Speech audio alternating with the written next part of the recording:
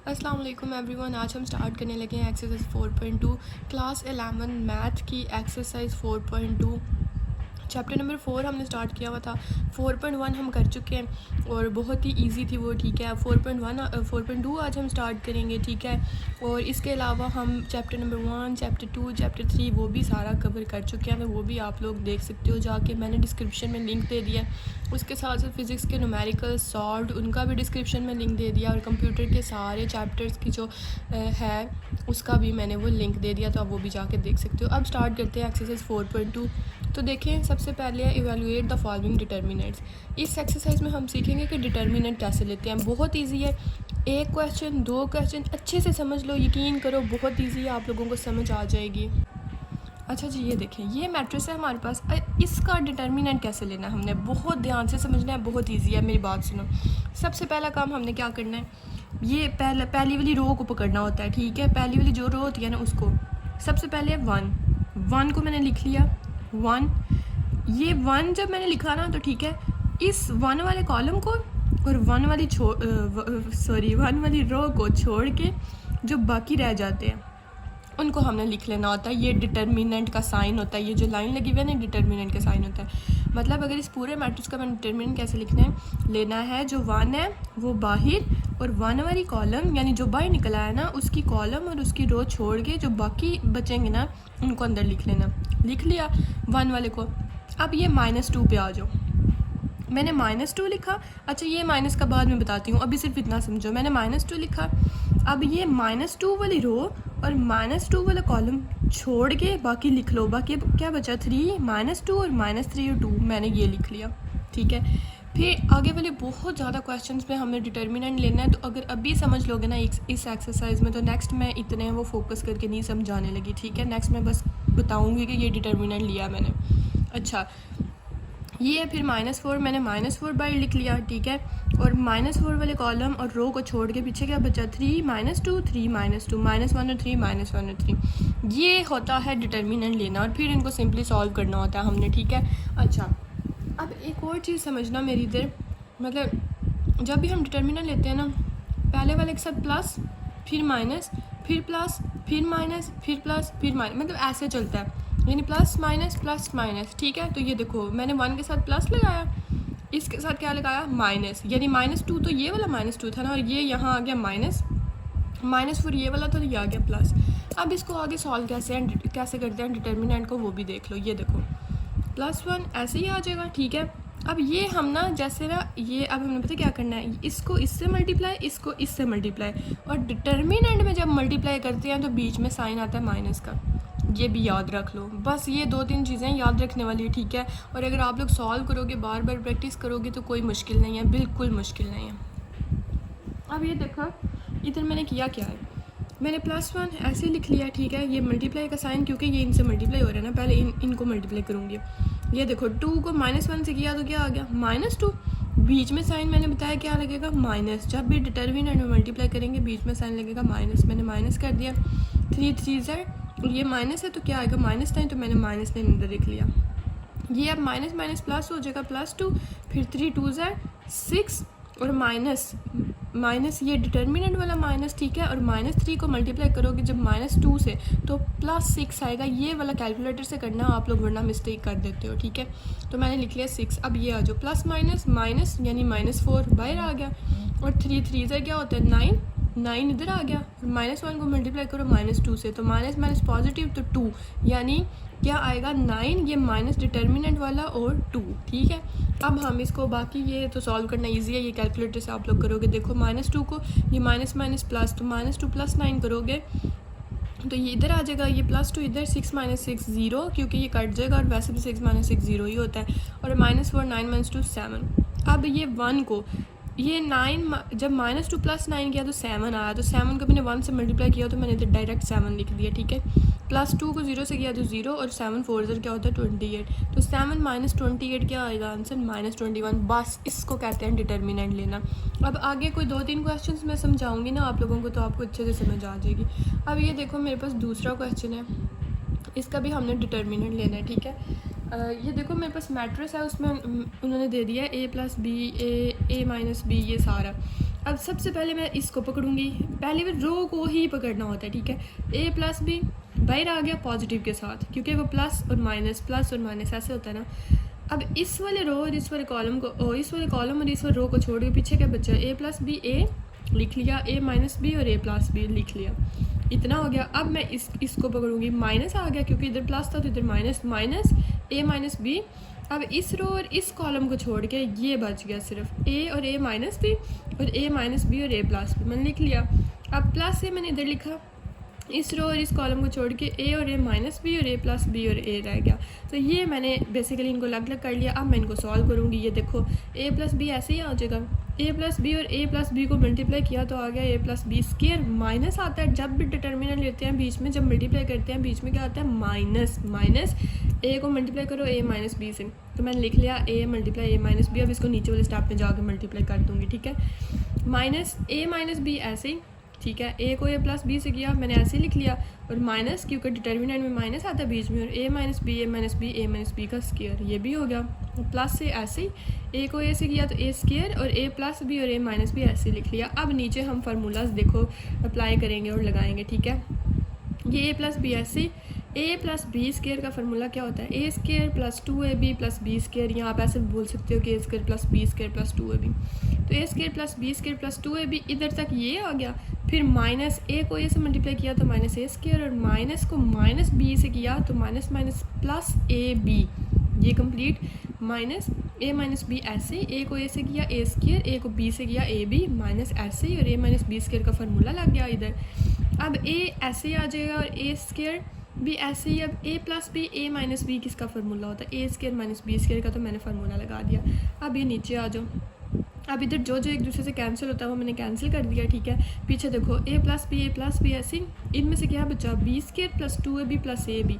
मैंने अब plus 2ab और प्लस ए बी दोनों ए बी वाले हैं, तो मैं दोनों को प्लस कर दूंगी तो क्या आ जाएगा 3ab, तो मैंने लिख लिया 3ab। फिर ये माइनस ए प्लस बी ऐसे, अब अंदर वालों को देखो ए स्क्वायर प्लस ए बी ऐसे आ जाएगा, और माइनस ए स्क्वायर और ये माइनस बाहर था ना, तो मैंने अंदर वालों को अब कर दिया है माइनस से मल्टीप्लाई, तो माइनस ए स्क्वायर यहाँ प्लस बी स्क्वायर था तो मैंने यहाँ माइनस बी स्क्वायर लिख लिया, और माइनस 2ab था तो मैंने प्लस 2ab कर लिया। अच्छा, प्लस से ये ना प्लस माइनस का बड़ा ध्यान रखा करो, सारे आंसर जो है ना वो गलत हो जाता है। अच्छा, इधर ए बाहर ऐसे ही आ गया, और ए स्क्वायर माइनस ए स्क्वायर और बाहर माइनस था तो प्लस बी स्क्वायर मैंने ऐसे लिख लिया। अब यहाँ से ए स्क्वायर कैंसिल हो गया।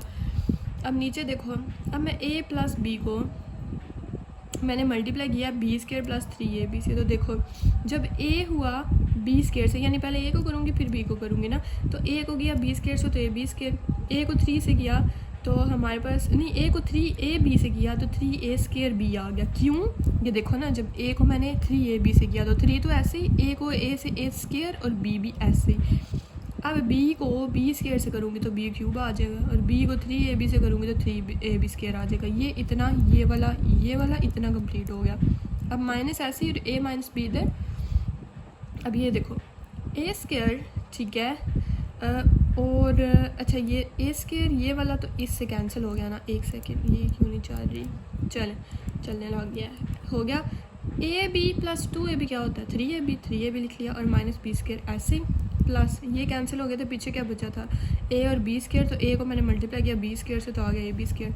फिर A B square plus 3a square B plus B cube ऐसे, ये भी ऐसे, इनको मैंने मल्टीप्लाई करके लिखना है। ए वाला ऐसे, ये देखो ए को 3ab से किया 3a स्क्वायर बी, ए को बी स्क्वायर से किया तो ए बी स्क्वायर, फिर बी को 3ab से किया तो माइनस 3ab स्क्वायर, क्योंकि माइनस है ना, माइनस बी को कर रही हूँ, और माइनस बी को माइनस बी स्क्वायर से किया तो प्लस बी क्यूब, इतना हो गया।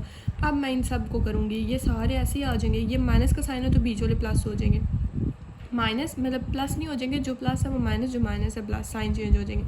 माइनस है तो 3a स्क्वायर बी के साथ प्लस है तो मैंने इधर लिख लिया माइनस 3a स्क्वायर बी। यहाँ माइनस ab स्क्वायर है तो मैंने नीचे लिखा प्लस ab स्क्वायर। यहाँ माइनस 3ab स्क्वायर तो नीचे प्लस 3ab स्क्वायर। यहाँ प्लस बी क्यूब नीचे B cube minus B cube. अब जो कैंसिल होता है उसको कैंसिल करूँगी तो पीछे क्या बचेगा, ab square plus 3ab square, और 3 और 1 कितने हो गए 4, प्लस ab स्क्वायर 5 हो गए, प्लस 3ab स्क्वायर 8 हो गए, और प्लस ab स्क्वायर तो 9, यानी 9ab स्क्वायर आंसर आ गया हमारा। ठीक है, अब नेक्स्ट क्वेश्चन देख लेते हैं।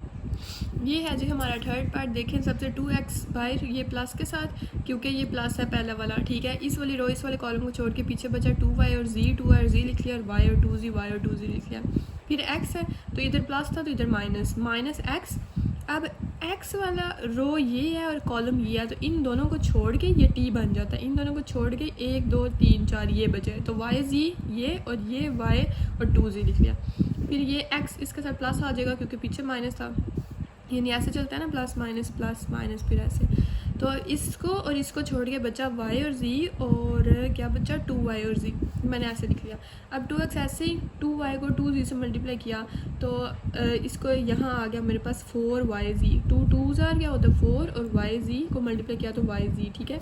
तो 4yz आ गया, और माइनस y को z से किया तो yz, फिर माइनस x, इसको इससे किया तो 2yz, इसको इससे किया तो yz, प्लस x ऐसे, और yz माइनस z को 2y से किया तो 2yz, ये हो गया। अब इसको सिंपली मैं क्या करूँगी, ये देखो 4yz minus 1yz 3yz, minus x ऐसे, इसको माइनस किया तो 1yz प्लस x, और इसको yz को माइनस किया तो माइनस yz, यानी माइनस 1yz, ठीक है। अब इसको इससे मल्टीप्लाई किया तो 6xyz, 3 2 6x y और z लिख लिया, माइनस x को इससे किया तो माइनस xyz, और माइनस ये क्या आ जाएगा प्लस माइनस माइनस और xyz माइनस xyz। तो यहाँ देखो 6 को जब करोगे ना ये कैलकुलेटर से 6 माइनस वन तो आ जाएगा 4, और बड़ी वाली के साथ प्लस है तो आंसर आ गया मेरा 4xyz। तो ये तो सिंपल था। अब इसका क्वेश्चन नंबर 2 है हमारे पास। ये हम बेसिकली का डिटर्मिनेंट ही फाइंड रहे हैं ना, अगले पहले तीनों क्वेश्चन में हमने क्या किया है, डिटर्मिनेंट फाइंड किया है, ठीक है। अब हम ना अब डिटर्मिनेंट वो तो एक वो तरीका था ना, ठीक है, जो जैसे हमने किया मतलब पहले क्वेश्चन में। अब उन्होंने क्वेश्चन नंबर 2 में बोला कि विदाउट एक्सपेंशन, यानी देखो जो ऊपर वाला क्वेश्चन है हमने एक्सपेंड किया, यानी पहले इसको ले आते थे, इन चारों को लिख लेना, एक्सपेंड किया ना, फिर 8 को लिखा, फिर इस कॉलम रो को छोड़ के इन दोनों को लिखा।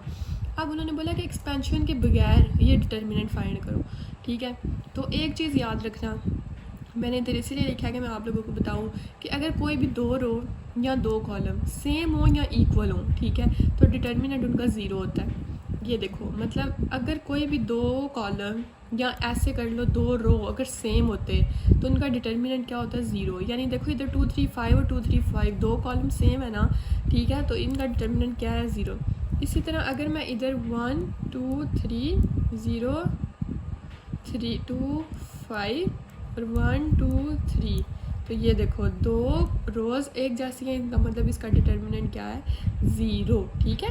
कितना क्लियर हो गया। अब ये देखो, अब हमने इस क्वेश्चन में एक्सपेंशन के बगैर शो करना है डिटर्मिनेंट, तो हमेशा याद रखना कि ये देखो ये वाली ये हमारे पास रो 1 है ना, ये रो 2 है, ये रो 3 है, इसी तरह ये कॉलम 1 है, ये कॉलम 2 है, ये कॉलम 3 है। तो हमने जब ये वाले क्वेश्चंस करना है ना तो इधर हेडिंग दे लेनी है छोटू से करके, ठीक है। आपको तो पता है ना वैसे, चलो मतलब अगर नहीं भी याद रहता तो दे देना।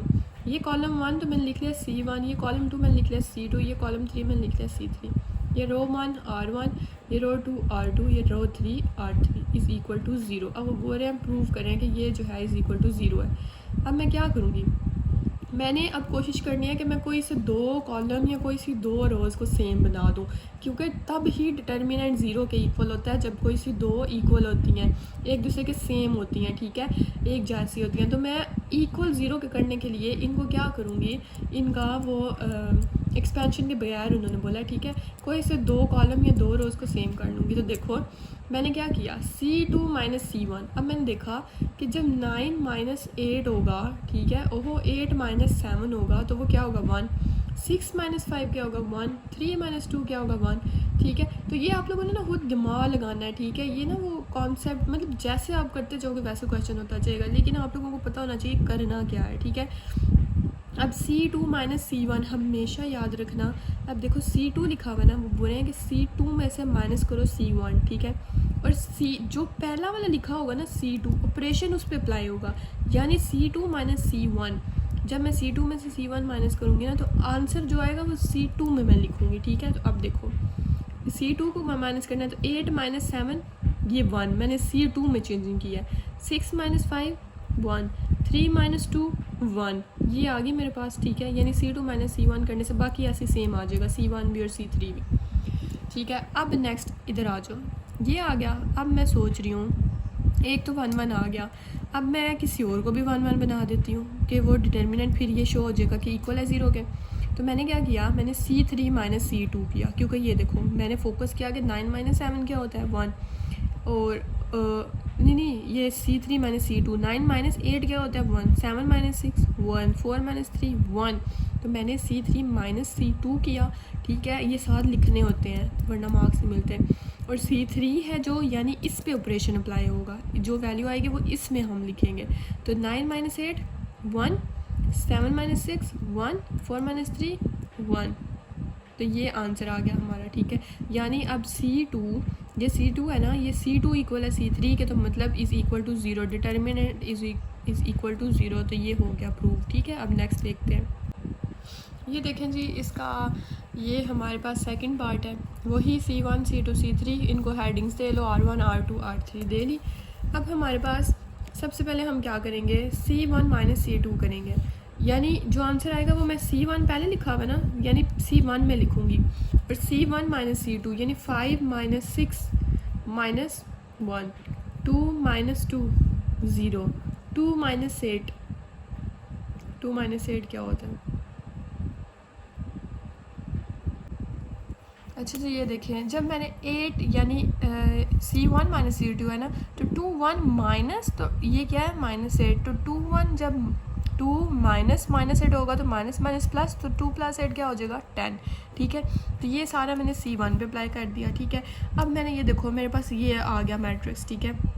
तो अब इधर क्या हुआ है, अब इसके बाद मैं क्या करूँगी, ये हमारे पास तो हाँ ये देखो ये C1 आ गया C3 के इक्वल, ठीक है। तो मैं क्या कर लूँगी, यानी ये डिटर्मिनेंट क्या आ जाएगा, इक्वल आ जाएगा इसके 0 के। अब देखो ये क्वेश्चन हो गया है, ये इतना ही क्वेश्चन है, ठीक है। सिर्फ ये देखो ना, ये C1 ये जो कॉलम है ये इसकी इक्वल आ गया, ठीक है। लेकिन अब हम इसे इस तरह भी कर सकते हैं, मतलब मैं आप लोगों को ये बताना चाह रही हूँ कि हम कभी भी कोई भी 2 रो सेम कर लो, कभी भी 2 कॉलम सेम कर लो, ज़रूरी नहीं कि ये रट्टा मार के क्वेश्चन करो आप, ठीक है। जैसे देखो जब मैंने C2 प्लस C3 किया तो C2 पे ऑपरेशन अप्लाई होगा 6, और प्लस -1 क्या आ जाएगा, ये C2 में मैं लिखूँगी 5, और 2 प्लस 0 2, और -8 प्लस 10 2, यानी देखो इधर C1 C2 के इक्वल आ गया, तब भी डिटर्मिनेंट 0 के इक्वल आ गया। तो आपकी अपनी मर्ज़ी, आप जिस तरह से मर्ज़ी करो, बस ये बात है कि कोई से 2 कॉलम आप लोगों ने एक जैसे लाने होते हैं, तब डिटर्मिनेंट इक्वल आ जाता है 0 के, ठीक है। अब नेक्स्ट देखो क्वेश्चन नंबर 3 है इसका, ये देखो एक सेकंड मुझे ये फिक्स कर लें, चले। अच्छा, ये अब C1 C2 C3 R1 R2 R3, इधर हमने क्या किया, ये देखो हमने ना मल्टीप्लाई कर दिया है, A मल्टीप्लाई C1 को हमने B से मल्टीप्लाई किया, C1 multiply B, C2 multiply by C, C3 multiply by A, ठीक है। अब देखो जब ये C1 B से मल्टीप्लाई हुआ है तो माइनस AB, और 0 तो वैसे 0 रहता है, और यहाँ BC आ जाएगा। अब जब इस C2 को, दूसरे कॉलम को मैंने C से मल्टीप्लाई किया तो C 0 ही हो जाएगा, CA से AC, और C माइनस B से माइनस BC, C3 को हमने A से मल्टीप्लाई किया, कर दिया। और जब आप लोग ये याद रखना, डिटर्मिनेंट में जब हम अंदर मल्टीप्लाई करते हैं ना, तो वो चीज़ बाय डिवाइड B होती है, ठीक है। मतलब अगर हम ये अंदर मल्टीप्लाई कर रहे हैं ना, तो मैंने B किया, अगर मैंने सिर्फ B करती तो मैं लिख लेती 1/B, लेकिन मैंने अब C भी किया A भी किया, तो मैंने बारी बारी जब मल्टीप्लाई किया मैंने BCA लिख दिया। इतना क्लियर हो गया। अब मैंने क्या किया, अब मेरे पास ये ABC है ना, तो मैंने इसको रेंज करके लिख लिया ABC, ठीक है। फिर अंदर वाला ना, अब अंदर वाले को मैं क्या करूँगी, ये देखो मैंने लिखा है C1 प्लस C2 प्लस 3, यानी C1 में बेसिकली ऑपरेशन अप्लाई हो रहा है, ठीक है। लेकिन वो अब इसका रिज़ल्ट आएगा कैसे कि C2 प्लस C3 का जो रिज़ल्ट आएगा उसमें फिर C1 को प्लस करके हमने ये इधर लिखना है, ठीक है। अब मैंने किया क्या है ना, इधर ये देखो AB C2 प्लस C3 को भी देखो, 0 प्लस AB क्या आया AB, और AB माइनस AB, मतलब AB प्लस माइनस AB, तो आ जाएगा -AB प्लस AB, ठीक है। इतना क्लियर। अब आ जाओ इस पे AC, ठीक है, प्लस माइनस AC, इतना हो गया। तो इसका आंसर जब हम इससे मल्टीप्लाई इसको इससे प्लस करेंगे तो आ जाएगा AC माइनस AC, ठीक है। नेक्स्ट है हमारे पास माइनस बी सी यानी C2 प्लस C3, तो minus B C plus zero आ गया, क्या आ गया प्लस बी सी, और जब इसको हम बी सी से मल्टीप्लाई प्लस करेंगे तो आ जाएगा B C minus B C. तो ये बेसिकली C1 में ये ऑपरेशन बस परफॉर्म हुआ है। ये C2 और C3 ऐसे ही आ जाएंगे दोनों सेम, तो जब ये भी कैंसिल, ये भी कैंसिल, ये भी कैंसिल, ये भी कैंसिल, तो क्या आ जाएगा 0 0 0, और by 1 divided by A B C ही रहेगा, ठीक है। और जब भी ये भी याद रखना कि जब भी डिटर्मिनेंट में कोई एक भी कॉलम या रो 0 0 आ जाए तब भी वो किसके इक्वल, मतलब वो पूरा जो होता है वो किसके इक्वल होता है, ज़ीरो के इक्वल होता है। तो ये देखो जब ज़ीरो के ये इक्वल आ गया है तो मैंने इस पूरे को ज़ीरो कर दिया और 1 divided by B C multiply हो गया ज़ीरो से, और आंसर क्या आ गया 0, यानी ये भी ज़ीरो के इक्वल आ गया। अब नेक्स्ट देख लेते हैं। ये देखें जी, आप इसका फोर्थ पार्ट है LMN M प्लस एन, ये क्वेश्चन दे दिया उन्होंने। अब हमने सबसे पहले क्या करना है C1 प्लस C2, ठीक है, यानी C1 प्लस C2 करना है और आंसर किस में लिखेंगे C1 में। तो L को M प्लस एन किया तो L प्लस M, ये दोनों बाकी दोनों सेम ऐसे करके लिख लेने हैं, ठीक है। सिर्फ अब C1 में चेंजिंग होगी, जो पहले पे लिखा होता है ना उसमें चेंजिंग होती है। M plus N plus add वो भी लिख लिया और इन दोनों को भी प्लस करके लिख लिया।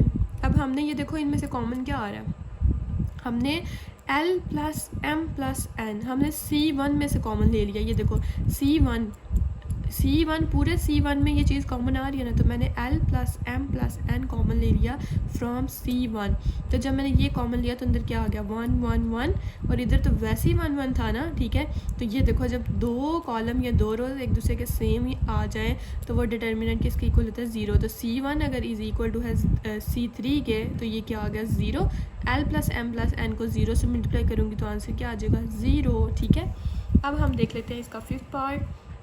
अब मुझे पता है आप लोगों को ना आहिस्ता आहिस्ता समझ आ रही है, ठीक है। ये देखो अब इधर में से सोचो हमने क्या कॉमन ले सकते हैं हम कि हमारे पास दो चीज़ें सेम आ जाए। तो ये देखो ना ज़रा, अगर हम इन तीनों में से ये C3 में से 3x कॉमन ले लें, फिर मैंने यहाँ से C3 में से लिया 3x कॉमन, 3x बाहर आ गया, ये 2 2 2 सेम ही रहेगा, ये दूसरा वाला भी सेम रहेगा, ठीक है।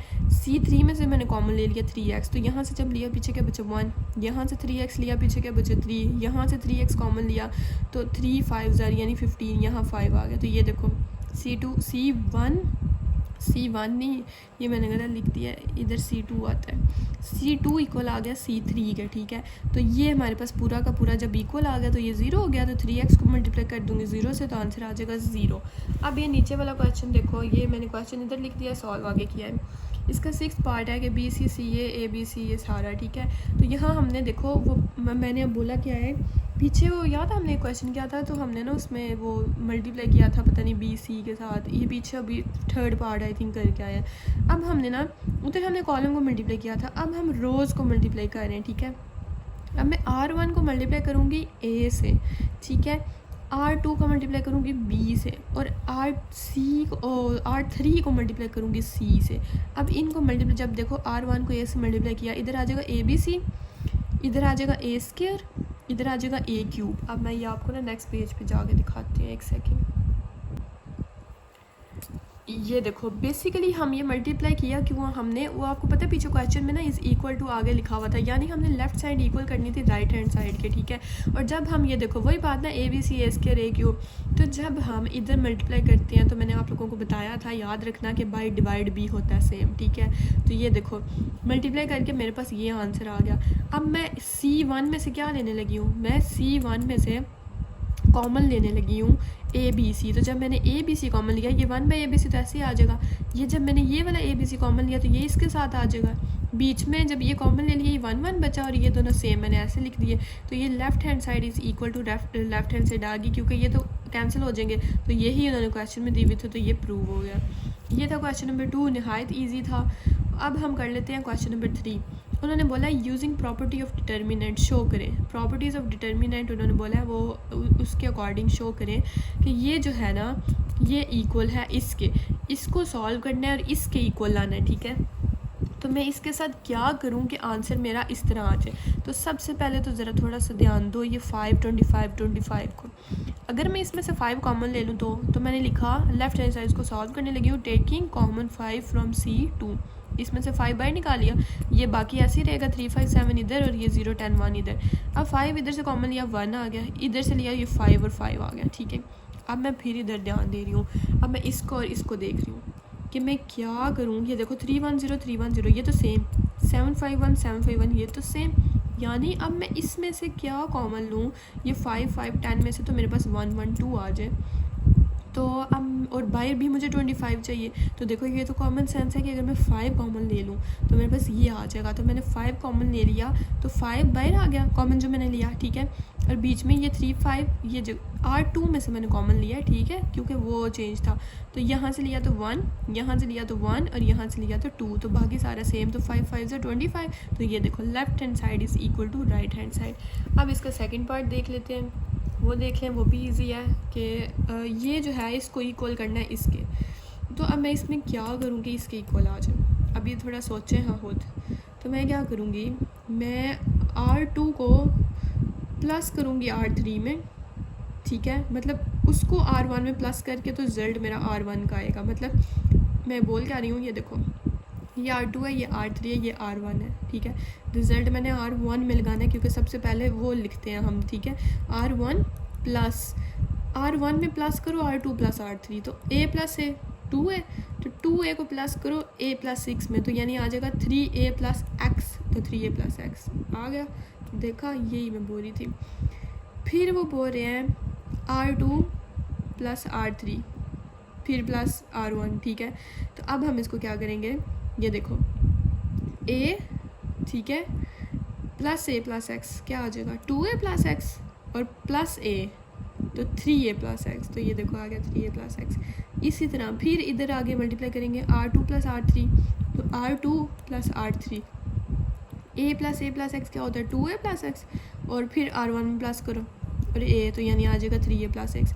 तो यानी R1 वाली सिर्फ चेंज होगी जो फर्स्ट पे लिखी हुई है, बाकी दोनों सेम रहेंगी। तो बाकी दोनों मैंने सेम लिख दी और R1 मैंने इन दोनों को प्लस करके आंसर लिख दिया। अब ये आ गया मेरे पास। अब मैं इसमें देख रही हूँ इसमें से मैं क्या करूँ तो ये आ जाए मेरे पास, ठीक है। तो अब वो हम अगले पेज पे जाके देखते हैं। अच्छा जी, मैंने सोचा कि मैं अगर उस मैट्रिक्स में से 3A प्लस एक्स कॉमन ले लूँ तो क्या होगा, ये ऊपर 1 1 आ जाएगा। मैंने 3A प्लस एक्स कॉमन ले लिया, ठीक है, और 1 1 1 इधर आ गया, बाकी ये दोनों सेम। अब मैंने इस पर 3A प्लस एक्स तो बाहर आ गया ना। अब मैं इन पे फिर से काम करने लगी हूँ। मैंने क्या किया C2 माइनस C1, ठीक है, यानी C2 माइनस C1 करके आंसर C2 में लिखूँगी जो पहले लिखा हुआ है, ठीक है। ऑपरेशन इस पर अप्लाई होगा। तो C2 minus C1 1 minus 1 0, A plus minus x A, क्योंकि A से कैंसिल हो जाएगा, और A minus A plus x, तो यहाँ क्या आ जाएगा 0, ठीक है। तो ये भी 0 आ गया हमारे पास। अब मेरे पास क्या आ गया, अब ये दोनों जो है ना ये मैंने सेम ही लिख दिए, ठीक है, क्योंकि सिर्फ C2 में चेंज हुई।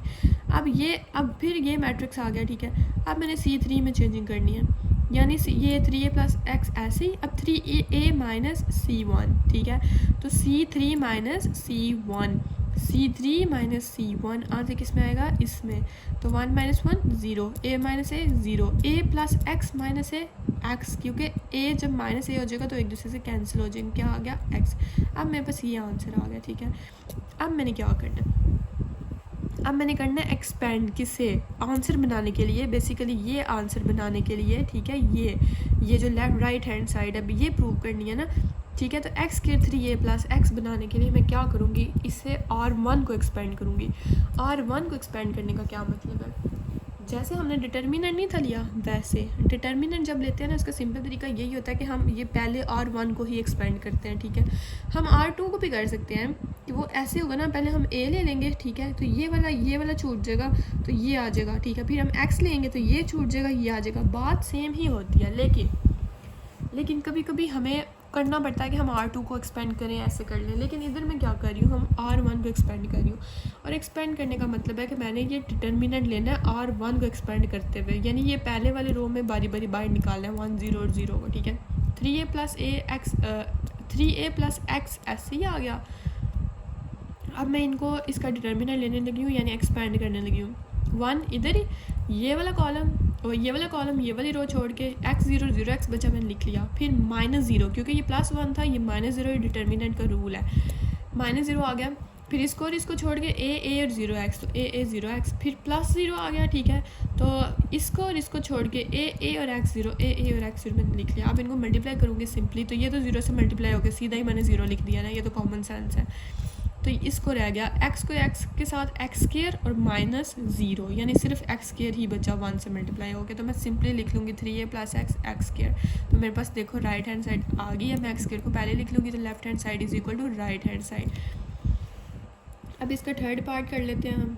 अब मुझे पता है आप लोगों को ना अब इजी लग रहा होगा, ठीक है, अब तो खैर समझ आ गई है ना, इसलिए स्टार्टिंग में मुश्किल ही लगता है। अब ये क्वेश्चन है, इसको मैंने इसके इक्वल करना है, ठीक है। तो यहाँ मैं क्या करूँ, ये देखो ये और ये तो सेम है, यहाँ मैं क्या करूँ तो मेरा आ सकता है इस तरह आंसर राइट हैंड साइड के इक्वल। तो मैं क्या करूँगी, सबसे पहले देखो मैं मल्टीप्लाई करूँगी R1 को x से, ठीक है, क्योंकि इधर मैंने एक्स स्क्वायर बनाना है, इधर मैंने y बनाना है, इधर मैंने z बनाना है। तो R2 को मैं y से मल्टीप्लाई करूँगी, R3 को मैं z से मल्टीप्लाई करूँगी। ये आंसर देखते हुए, ठीक है, मैंने कर दिया। यानी जब मैंने R1 को x से करना है ना, तो 1 को x से किया तो x को x से किया तो x स्क्वायर, y और z को x से किया तो x y z हो गया। R2 को करना y से, तो 1 को y से किया y को y से किया y स्क्वायर, z को y से किया तो x y z, क्लियर। और तीसरे को फिर z से करने के बाद ये आंसर आ गया। जब भी अंदर मल्टीप्लाई करते हैं बाहर आता है, तो मैंने लिख लिया बाय डिवाइड होता है, ठीक है, तो 1 divided by x y z मैंने लिख लिया। अच्छा, अब मैं इसमें देख रही हूँ, अब मैं इसको देखूँगी और इसको देखूँगी कि मैं आप क्या करूँ। और अब मैंने क्या किया, अब C3 में से मैंने x y z कॉमन ले लिया, ठीक है, C3 में से ये C3 x y z जब कॉमन लिया तो ये तो ऐसे ही है ना, ये बाहर आ गया ऐसे x y z। ये फर्स्ट और सेकंड वाला सेम, सिर्फ ये तीसरे में से मैंने कॉमन लिया तो तीसरे में से आ जाएगा 1 1 1, क्योंकि x y z बाहर चला गया। अब मैं क्या करूँगी, अब इधर देखो, मतलब ये 1 1 1 है, ये 1 1 1 है, ये x y z है, ये x y z है, और ये x स्क्वायर है y स्क्वायर ये, यानी मैंने हिसाब लगाया, अपना दिमाग लगाया, ठीक है, कि मेरे पास आंसर तो आ गया है, लेकिन मसला ये है कि 1 1 को इधर होना चाहिए था, इसको इधर होना चाहिए था, और इस कॉलम के इधर होना चाहिए था। तो मैं सिंपली क्या करूँगी, ये तो कोई बड़ा मसला नहीं है ना, मैं इंटरचेंज कर लूँगी, C1 को C3 से करूँगी, फिर C2 को C3 से करूँगी, तो मेरा आंसर आ जाएगा। तो सबसे पहले मैं C1 को C3 करना है, यानी 1 1 1 इधर और x y z इधर। अब नेक्स्ट पेज पे देखते हैं, ये देखें C1 और C3 को जब मैंने इंटरचेंज किया तो मेरे पास ये आंसर आ गया बाहर, ठीक है, बाहर ये माइनस जो है ना ये हमारा है, जब भी हम करते हैं ना इंटरचेंज तो बाहर एक माइनस आ जाता है, ठीक है। अब अगेन हमने इंटरचेंज किया, ये बड़ा वैसे पॉइंट है समझने वाला कि जब भी हम इंटरचेंज करते हैं बाहर माइनस आता है। अगेन इंटरचेंज करूँगी वो राइट हैंड साइड बनाने के लिए, तो इसको इधर तो C2 को C3 के साथ, तो ये आ गया मेरा आंसर। तो जब माइनस मैंने फिर से इंटरचेंज किया तो लगाया तो माइनस माइनस प्लस, तो इज़ इक्वल टू ये आ गया मेरा आंसर। तो आई होप आप लोगों को समझ आ गई होगी। अब नेक्स्ट देखिए इसका पार्ट 4, इसमें हमने इसको सॉल्व करके, ठीक है, ये आंसर बनाना है, ये राइट हैंड साइड यानी सॉल्व करनी है। तो इसको सबसे पहले मैं क्या करूँगी, मैं R1 माइनस R2 करूँगी, ठीक है, R1 ना ये और R2 ये है, तो R1 में बेसिकली ऑपरेशन, ये 2 और 3 को मैं सेम लिख लिया, ठीक है, जो सीधी बात है, पहले बेशक इन दोनों को लिख लो। फिर R1 माइनस R2 यानी 1 minus 1 0, x minus Y X minus Y, और X square minus Y square X square minus Y square. तो R1 में मैंने चेंजिंग कर दी, उसको R2 में से माइनस करके। फिर मैंने करना है R2 माइनस R3, यानी अब R2 को चेंज करना है, R1 भी सेम लिख दो, R3 भी सेम लिख दो, लिख दी। अब ये R2 में चेंजिंग होने लगी है, कैसे, R2 minus R3, 1 minus 1 0 R2 में लिखना है, ठीक है, y माइनस जी वाई माइनस जी, वाई स्क्वायर माइनस जी स्क्वायर वाई माइनस जी स्क्वायर, ये भी चेंज होगी, ये क्लियर। अब हमने इधर क्या किया, ये देखो, अब ये X square minus Y square था, यानी a plus B A minus B का formula, A square minus B square. तो मैं इस इधर क्या लिख लूँगी, X plus Y X minus Y, इधर भी वाई माइनस जी वाई प्लस जी, ये हो गया। अब मैं इसमें से देख रही हूँ कि मैं इनको क्या करके तो राइट हैंड साइड इनकी बना सकती हूँ। तो मैंने क्या किया, मैंने R1 में से x माइनस वाई कॉमन ले लिया, क्योंकि जो दोनों सेम थे, और इधर में से मैंने y माइनस जी, इधर दोनों सेम है तो मैंने ये कॉमन ले लिया। जब मैंने कॉमन लिया तो ये बाहर आ गया, दोनों कॉमन लेने के बाद अंदर मेरे पास ये मैट्रिक्स आ गया। जिधर x माइनस वाई था मैंने 1 लिख लिया, इधर भी था तो मैंने 1 लिख लिया, इधर भी था मैंने 1 लिख लिया, इधर भी था मैंने 1 लिख लिया, ठीक है। अब तो हो गया ये क्लियर, और नीचे हमारे पास ये ऐसे ही आ जाएगा, ठीक है। अच्छा, अब नेक्स्ट है हमारे पास, ये देखें एक्सपेंड, अब ये आ गया ना आंसर, ठीक है। अब इसमें से हमने देखो, अब हमने C1 को एक्सपेंड किया। अब मेरी बात आप लोगों को समझ लगेगी कि उस टाइम पता है हमने R1 को किया था, है ना, तो मैंने आप लोगों को बताया था कि हम कोई भी कर सकते हैं सिचुएशन के अकॉर्डिंग। मतलब जब डिटर्मिनेंट लोगे तब तो इसी को करो तो ज़्यादा बेहतर है, लेकिन ये देखो जब मैंने C1 ये वाला तो इसको एक्सपेंड करना है, ये दोनों बाहर ऐसे ही आ जाएंगे। सबसे पहले ज़ीरो को किया, तो जब ज़ीरो को करूँगी यानी ये और ये करूँगी, मतलब पहली रो पहली कॉलम छोड़ूंगी, ठीक है। तो पीछे 1 2 और y प्लस जी स्क्वायर होगा, लेकिन बाहर ज़ीरो है, तो मतलब ये जब ज़ीरो से मल्टीप्लाई होगा तो ज़ीरो ही बन जाएगा, तो मैंने इसको डायरेक्ट ज़ीरो लिख दिया, ठीक है। फिर जब मैं ये C1 को कर रही हूँ, नेक्स्ट भी ज़ीरो है, तो जब मैं ज़ीरो ये वाला कॉलम, ये वाली रो, ये वाला कॉलम छोड़ूंगी, पीछे बचेगा 1 और 2 x प्लस वाई और जी स्क्वायर, तो वो ज़ीरो के साथ मल्टीप्लाई होकर ज़ीरो ही बन जाएगा, तो मैंने इसको डायरेक्ट लिख दिया ज़ीरो। माइनस इसलिए लगाया क्योंकि पहले वाले के साथ प्लस होता है डिटर्मिनेंट में, और फिर दूसरे वाले के साथ माइनस होता है। अब तीसरा आ गया 1, तो 1 को तो मैं लिख लूँगी ना 1, ये 1 वाले रो और 1 वाला कॉलम छोड़ के पीछे बचा 1 और 1 x प्लस वाई और y प्लस जी, x प्लस वाई प्लस जी मैंने लिख लिया, ठीक है। अच्छा ये इतना हो गया। अब नीचे देखें, चलो अब मैंने क्या किया, ये करने के बाद ये ऐसे ही दोनों आ जाएंगे, ठीक है। और अंदर क्या बचा, 1 को जब ये देखो y प्लस जी को 1 से मल्टीप्लाई किया तो y प्लस जी माइनस x प्लस वाई, ये आ गया, मतलब 1 से मल्टीप्लाई करके x प्लस वाई।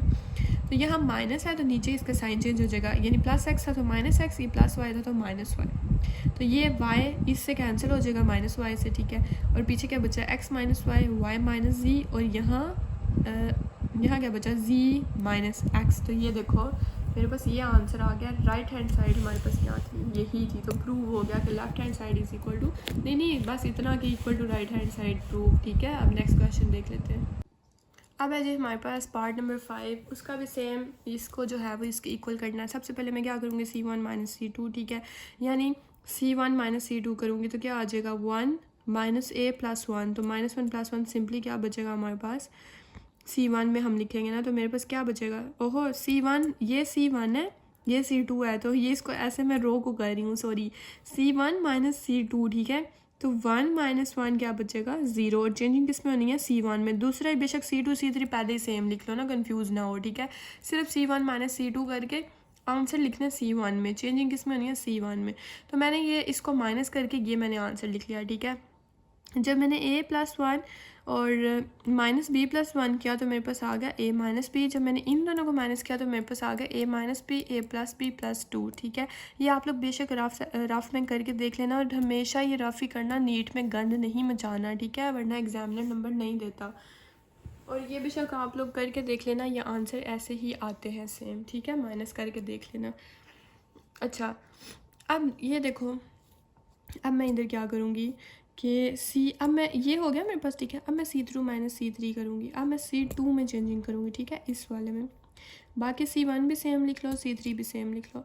अब C2 ये है, C3 ये है, C2 minus C3, 1 minus 1 0, C2 में लिखूँगी। B plus 1 minus C plus 1, तो माइनस आ गया बीच में, तो ये प्लस C माइनस C हो जाएगा, ये भी माइनस 1 हो जाएगा, सिंपली मेरे पास आ जाएगा B माइनस C, क्लियर। नीचे भी जब मैं इन दोनों को माइनस करूँगी तो वो मेरे पास आ जाएगा b माइनस सी, b प्लस C माइनस 2, तो ये हो गया इसका आंसर, ये क्लियर हो गया। अब इनमें से देखो कॉमन क्या आ रहा है, तो C1 में से कॉमन आ रहा है, ये देखो a माइनस बी है, a माइनस बी सेम है ना, तो C1 में से कॉमन आ रहा है a माइनस बी, इधर में b माइनस सी सेम है, इधर से ये कॉमन ले लूँगी C2 में से, तो मेरे पास 0 a माइनस बी और 0, इधर से ये a माइनस बी तो बाहर चला गया ना, तो क्या आ जाएगा 1, ये भी बाहर चला गया, तो नीचे सिर्फ आ जाएगा a प्लस बी प्लस 2, इधर भी 0, b माइनस बी बाहर है, कॉमन लिया हुआ है तो 1, और b माइनस बी प्लस सिर्फ आ जाएगा b प्लस C माइनस 2, और ये C वाला तो सेम ही रहेगा, इसमें से कुछ भी कॉमन नहीं लिया मैंने, ठीक है। अब देखो नेक्स्ट क्या कर रही हूँ मैं, ये कॉमन लेने के बाद ये देखो ये कॉमन वाला आंसर आ गया, ठीक है। अब मैं R1 को एक्सपेंड करने लगी हूँ, 0 को जब करूँगी ये वाली रो ये वाली कॉलम छोड़ के इन दोनों को लिखूँगी तो मेरे पास 0 ही आंसर आएगा, तो मैं 0 डायरेक्ट लिख दिया है, ठीक है। डिटर्मिनेंट इस तरह लेने की बजाय ना मैंने 0 डायरेक्ट लिख दिया है। R1 को कर रही हूँ ना मैं, हाँ, तो अब मैं ये 0 पे जाऊँगी। अब इस वाली रो इस वाले कॉलम और इस वाली रो को छोड़ के पीछे बचा ये और ये, आप लोग बेशक लिख भी लेना एक स्टेप में, लेकिन मैंने वो डायरेक्ट कर दिया, ठीक है। तो पीछे क्या बचा 0, अगर आप डायरेक्ट भी करोगे ना तो नंबर आप लोगों के नहीं कम होंगे, ठीक है, एग्जामिनर मार्क्स दे देगा अगर सही करोगे तो। फिर बचा 1, ये वाला कॉलम ये रो छोड़ के ये देखो 1 और ये मैंने इधर लिख लिया, ये 1 और ये इधर लिख लिया, क्योंकि इसको इग्नोर नहीं कर सकते, ये 0 नहीं होगा, इसको सॉल्व करना पड़ेगा। ये ऐसे ही सेम नीचे a minus b b minus c, ठीक है, ये 1 को मल्टीप्लाई हो जाएगा, ये देखो 1 b प्लस C माइनस 2 से मल्टीप्लाई होता है, ऐसे जब डिटर्मिनेंट में जब इनको मल्टीप्लाई करते हैं बीच में साइन आता है माइनस का, माइनस और इसको इससे मल्टीप्लाई करूँगी तो ये आ जाएगा, ये क्या आ जाएगा, अच्छा नहीं पहले मैंने इन दोनों को किया तो ये आ गया ना मेरे पास, ठीक है। अब मैंने इन दोनों को किया तो a + b + 2 आ गया मेरे पास। ये माइनस है तो इनके साइन नीचे चेंज हो जाएंगे, यानी प्लस ए था तो माइनस किधर गया, a + b था तो -b, +2 था तो -2, ठीक है।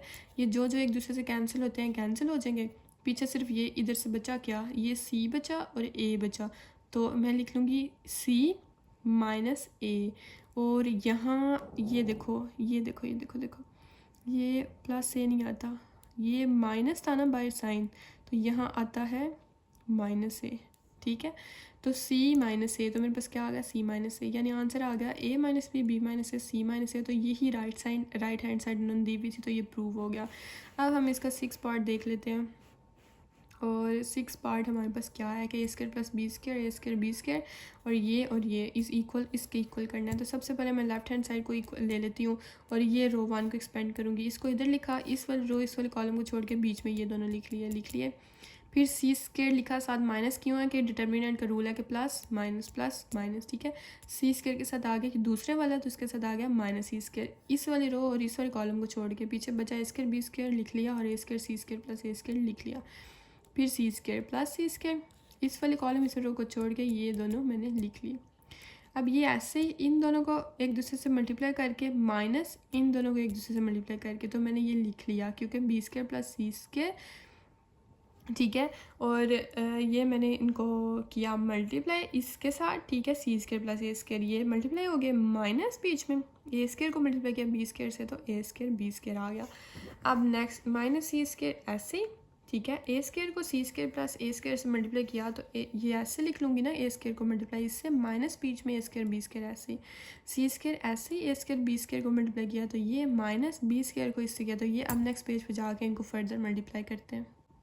ये देखें जी, जब मैंने, अब मैं पीछे नहीं जा सकती लेकिन आप लोग देखना, जब मैंने इनको मल्टीप्लाई किया ये तो बाहर ऐसे ही आ जाएगा ना, तो बीच वाले को मल्टीप्लाई करने के बाद इधर आता है, बेशक पीछे आप लोग साथ साथ देख लो अगर आपने अपने रजिस्टर पे नोट किया हुआ है, तो b² c² + a² b², ये सारा मल्टीप्लाई करने के बाद ये वाला आंसर आता है, कुछ भी इसमें मसला नहीं है, ठीक है। अब मैंने a + b² को अब मैंने ये अंदर वाले से मल्टीप्लाई करना है, c² को अंदर वाले से करना है और ये वाले c² को अंदर वाले से करना है, ये मल्टीप्लाई बहुत ध्यान से करना है। अब इधर मल्टीप्लाई करने के बाद ये देखो a² b² को पहले a² को करना है ना इन सब के साथ, फिर b² को करना है इन सब के साथ इधर तक बस, ठीक है। फिर c² को इन सब के साथ और c² को इन सब के साथ। अब इधर तो ये दो है ना, ठीक है, तो मैंने पहले a² को किया इन सब के साथ, फिर b² को किया, तो इसीलिए इतना बड़ा आ गया। a² को किया इसके साथ तो a² b² c², a² को a² b² के साथ किया तो a² b4, क्योंकि हमारे पास क्या आ जाता है आंसर, हाँ ठीक है।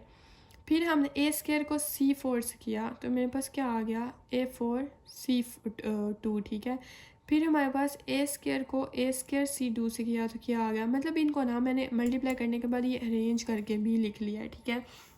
अब इधर से ये जो ये देखो a² b² c² ये पॉजिटिव है, तो यहाँ पर ये नहीं कैंसिल होता, हाँ ये गलती से आई थिंक हो गया है, ये ना ये नहीं कैंसिल होता, ये देखो ये होगा +a² b4, तो यहाँ कहाँ नेक्स्ट हमारे पास किधर है a² b4, मतलब ये ना सारे एक दूसरे से कैंसिल होने के बाद पीछे हमारे पास ना सिर्फ बच जाता है, ये देखो a² b² c² 1, a² b² c² 2 3 और 4, ठीक है। मैं आपको बताती हूँ कि दूसरे कैंसिल कैसे हो रहे हैं, तो मेरे पास आंसर आ जाता है 4 a² b² c², तो ये राइट हैंड साइड के इक्वल आ जाता है, ठीक है। ये बाकी सारे एक दूसरे से ना कैंसिल हो जाते हैं। अब मेरे पास देखो जैसे a² c4 था तो यहाँ भी a² c4 आ गया, ठीक हो गया। तो ऐसे मतलब एक दूसरे से सारे मल्टीप्लाई होने के बाद ये एक दूसरे से कैंसिल होने के बाद मेरे पास ये आंसर आ जाता है, ठीक है, जो राइट हैंड साइड के इक्वल होता है। आई होप आप लोगों को समझ आ गई होगी। अब नेक्स्ट है इसका 7 पार्ट, वो देख लेते हैं। ये देखें ये वाला उन्होंने दे दिया है और उन्होंने बोला कि इसके इक्वल करें a³ + b³ + c³ - 3ab, तो मुझे थोड़ा बहुत याद आया ये तो वो फार्मूला नहीं है a + b a² + b² + c² - bc - c है, ठीक है। तो कहीं ना कहीं अगर मैं ये फार्मूला बना दूँ तो इसके इक्वल आ जाएगा।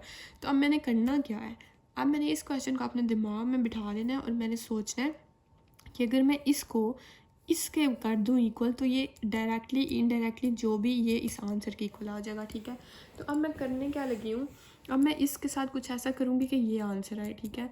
तो ये वाला फार्मूला लग जाएगा ना डायरेक्टली। तो सबसे पहले ये देखो इनमें से क्या कॉमन आ रहा है, तो R1 में से A+B, सबसे पहले मैंने क्या किया R+R2 किया है, यानी ठीक है R2 R1 प्लस R2, यानी सिर्फ R1 में चेंजिंग होगी इसमें, ये दूसरी दोनों मैंने सेम लिख दी। अब A+B+C, ये R1 है ना, ये R2 है, तो A+B+C क्या आ जाएगा, A+B+C मैंने इधर लिख लिया, फिर B+C+A इधर लिख लिया अरेंज करके, A+B वो वही बनता है, तो C+A+B तो CAB यानी ABC तो वही बनता है, मैंने इधर लिख लिया। अब R1 में से देखो ये तीनों चीज़ें सेम आ गई, तो मैं कॉमन ले लूँगी, मैंने कॉमन ले लिया A+B+C, इधर आता है C, ये जिधर मैंने 1 लिखा हुआ, चलो ये मैंने कॉमन ले लिया, बीच में इधर 1 1 आ गया और बाकी दोनों सेम, ठीक है। इतना क्लियर हो गया। अब ये वाला आ गया मेरे पास, ठीक है। अब इसमें से देखो मैं क्या करूँ तो मेरे पास वो वाला आंसर बने, A+B+C तो मैं ले आई बाहर, ठीक है। अब मैं यहाँ क्या करूँगी, मैं 2 ऑपरेशन परफॉर्म, ये मैं ना पहले मैंने इसीलिए ना बारी बारी किया था, पता है, पहले मैं C2 को कर दी फिर C3 को, अब मैंने इसीलिए अब एक दफ़ा किया कि अब आप लोगों को भी समझ आ रही होगी आहिस्ता आहिस्ता। अगर मैं डायरेक्टली इस तरह करती तो आप लोगों को समझ नहीं थी आनी, ठीक है। तो अब मैं एक ही दफ़ा C2 में भी चेंजिंग करूँगी, C3 में भी, ठीक है। और C1 नहीं कर रही तो C1 को सेम लिख लूँगी, C2 में करनी है C3 में। ये हमारे पास मैट्रिक्स है, ये हमने बनाया है। अब देखो कैसे बनाया, C2 माइनस C1, जब C2 को माइनस C1 से करूँगी तो मेरे पास C2 में आंसर होगा, यानी 1 - 1 0, C+A माइनस A+B तो A-B आ जाएगा, और B+C माइनस C+A तो क्या आ जाएगा C-A, ये कवर। अब C3 minus C1, C3 minus C1, और आंसर किस में लगाना है C3 में, तो 1 - 1 0, A+B minus B+C A minus C, C+A minus A+B क्या आ जाता है C-B। अब हम R1 को एक्सपेंड करेंगे, R1 को 1 को बाहर निकाला, इस वाली रो इस वाले कॉलम को छोड़ के A-B इधर C-A और A-C C-B ऐसे लिख लिया। ये बाकी 0 0 है तो मैंने डायरेक्टली 0 0 लिख लिया, ठीक है, क्योंकि उनका वो डिटर्मिनेंट भी 0 के इक्वल ही आना था।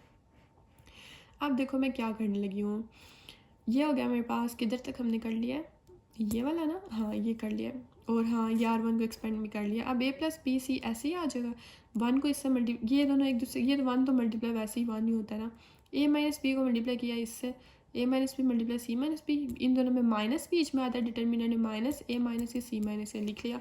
अब इनको आपस में मल्टीप्लाई करूँगी, पहले इसको इसके साथ, A को C से AC, A को B से AB, माइनस B को C से BC और B को B से B स्क्वायर। अब A को C से AC, A को A से A स्क्वायर, C को C से C स्क्वायर, C को A से AC, क्लियर। अब हम इनको मैं ऐसे लिख लूँगी, ये बाई माइनस साइन था तो अंदर वाला साइन चेंज, प्लस AC था तो minus AC, minus A square था तो plus A square, minus C square था तो plus C square, plus AC minus AC आ गया। अब मैं क्या करूँगी, A+B ऐसे रह जाएगा ना, तो यहाँ देखो ये AC और minus AC cancel, minus A भी ऐसे, BC भी ऐसे, B स्क्वायर ऐसे, A स्क्वायर ऐसे, C स्क्वायर ऐसे, बाकी सारा सेम है।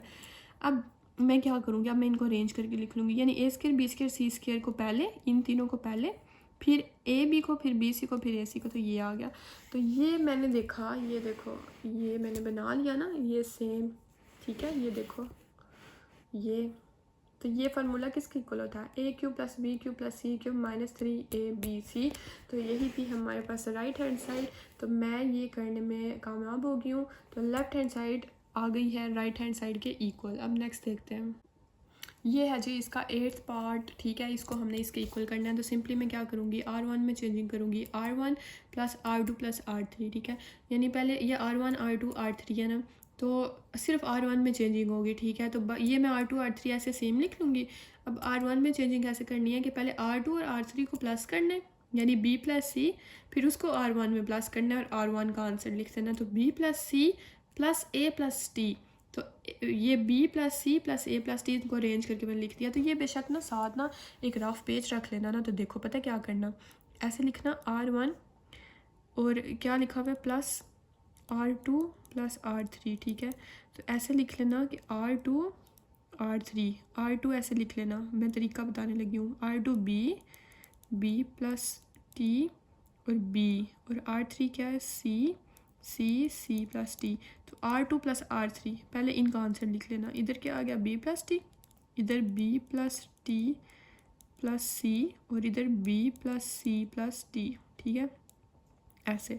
अब उनको ना R1, ये नीचे R1 लिख देना, ये देखो A प्लस टी और A, तो ये देखो आंसर क्या आ जाएगा, A plus B plus C plus T, ये पहला आंसर। ये बहुत गंदा कर दिया मैंने अपना रजिस्टर।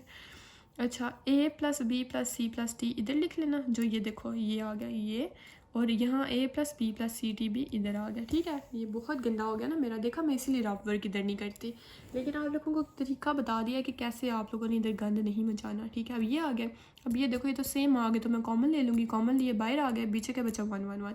अब मैं बस ये आ गया। अब मैं क्या करूँगी, C2 और C3 में चेंजिंग करूँगी, 1 वाले को ऐसे लिख लूँगी। क्या चेंजिंग करूँगी कि C2 माइनस C1 करूँगी, 1 माइनस 1 तो 0, C2 में चेंजिंग कर रहे ना, B plus T minus B T, क्योंकि B भी कट जाएगा, और C माइनस C 0।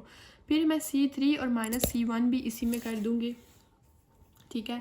तो मेरे पास आंसर आ जाएगा C3 का 0 0 टी। अब मैंने एक्सपेंड करना है R1 को, ये बाहर आ गया ना A plus B plus T, ठीक है। हाँ, ये वो जो कॉमन लिया हुआ था ये बाहर ऐसे ही आ गया, 1 को लिया मैंने, और 1 को इस रो इस वाले कॉलम को छोड़ के पीछे क्या बचा, T 0 0 टी मैंने लिख लिया, और अंदर ये 0 0 0 0 ऐसे ही रह जाएगा। तो यहाँ देखो T को T से मल्टीप्लाई किया, T स्क्वायर और 0 को 0, यानी ये सिर्फ इसका आंसर क्या आ जाएगा, T स्क्वायर, 0 को 0 तो 0 ही होता है ना, नज़र नहीं आ रहा आप लोगों को, आई थिंक। अब ठीक है। तो ये देखो टी स्क्वायर, तो ये टी स्क्वायर को पहले मैं लिख लूँगी, और A plus B plus T, तो यही है राइट हैंड साइड, और ये इसको इक्वल आ गया, तो प्रूव हो गया।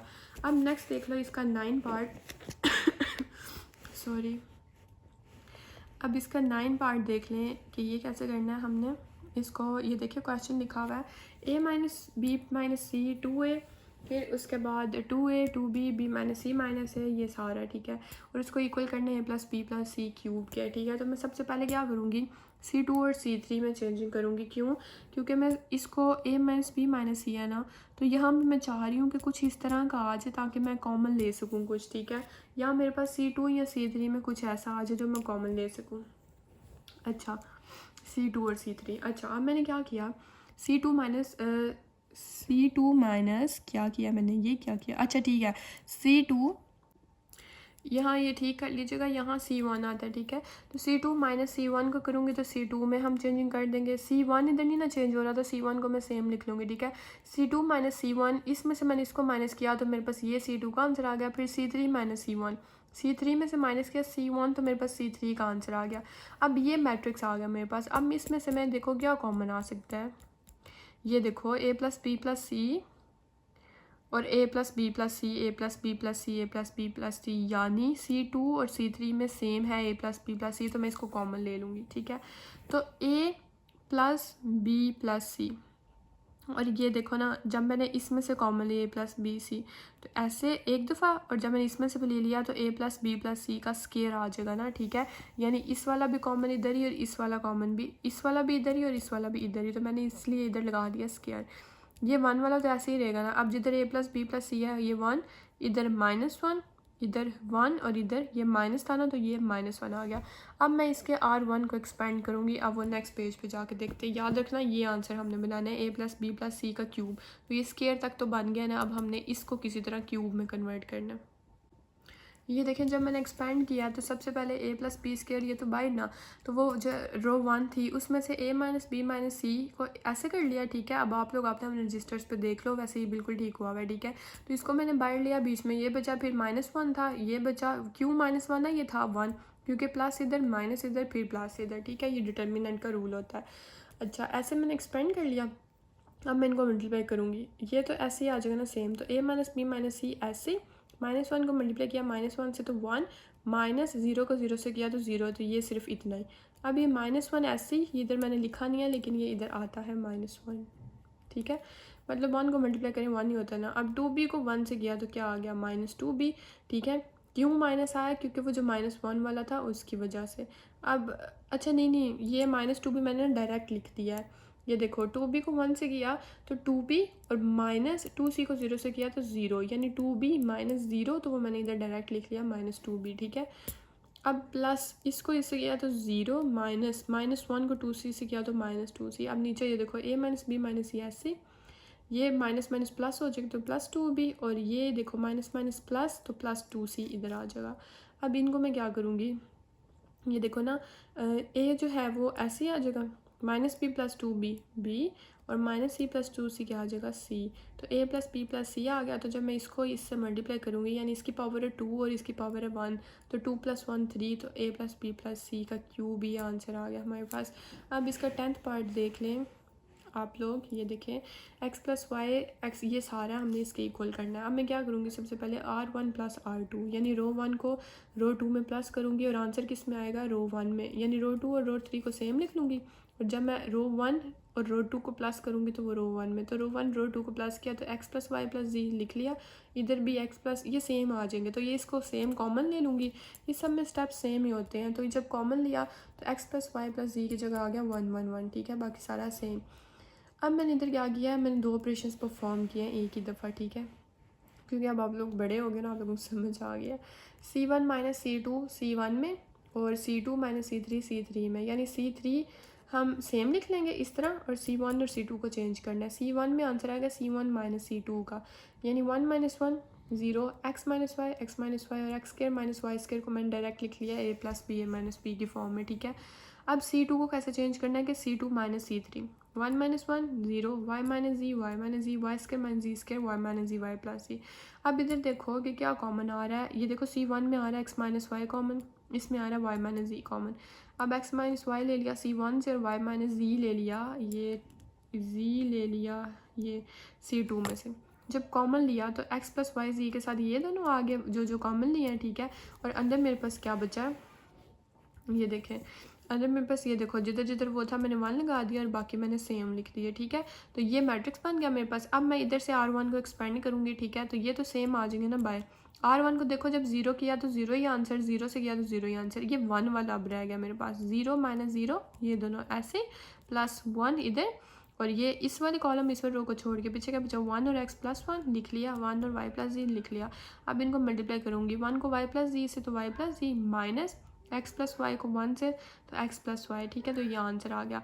अब इनको अगले पेज पे जाके मैं आप लोगों को बताती हूँ कि कैसे मेरे पास, ये देखो ये तो इतना तो आंसर आ गया ना मेरे पास, ये इतना। अब मैंने z माइनस एक्स बनाना है इसको, तो ये देखो जब मैं इसको इधर ही बता, वैसे नेक्स्ट पेज पे हुआ है कि देखो जब ये माइनस है ना तो ये माइनस वाई हो जाएगा, तो y माइनस ये कट जाएगा तो पीछे z माइनस एक्स ही बच जाएगा। अब नेक्स्ट पेज पे बताती हूँ। ये देखा जब मैंने ऐसे किया ना तो ये y और माइनस वाई एक दूसरे से कैंसिल हो गया ना, ये देखो ये होगी, ठीक है, पीछे ये बच गया तो ये राइट हैंड साइड की इक्वल आंसर आ गया। तो ये हमारा ही कंप्लीट हो गया। अब 11 पार्ट देखो, इसको हमने इक्वल करना है इसके, ठीक है। तो सबसे पहले हम क्या करेंगे, c1 माइनस c2 करेंगे, c1 में चेंजिंग करनी है c2 में, c3 को मैं ऐसे सेम लिख लिया ये साइड पे, ठीक है, नज़र आ रहा है ना ये। अब c2 को कैसे करना है कि c1 माइनस c2 करूँगी, यानी इसमें से इसको माइनस करूँगी तो c1 आ जाएगा, फिर इसको करूँगी तो ये आ जाएगा, फिर इसमें से इसको करूँगी तो ये आ जाएगा, ठीक है। ये थोड़े से फार्मूला वाले भी हैं तो ये आप लोग बेशक कर लेना। जैसे देखो इधर अगर मैं माइनस करूँगी तो a cube plus b cube का फार्मूला b लग जाएगा, ठीक है। तो ये फार्मूलाज वगैरह लगा के मैंने माइनस कर लिया। फिर c2 माइनस c3, अब c2 में चेंजिंग होनी है, c2 को माइनस करना c3 से, 1 माइनस 1 0, इसको इससे माइनस किया तो b minus c b plus c, और इसको इससे किया तो ये आ गया मेरे पास, ठीक है। और ये सेम ही। अब मैंने इधर देखा,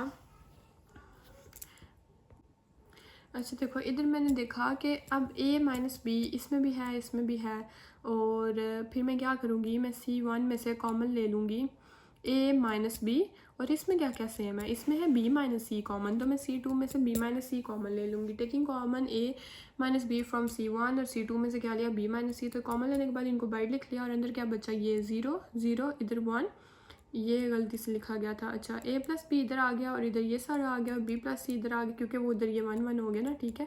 तो ये आंसर आ गया हमारे पास, ठीक है। अब इसको मैं क्या करूँगी, अब वही स्टेप होता है कि इसको मैं एक्सपेंड करूँगी।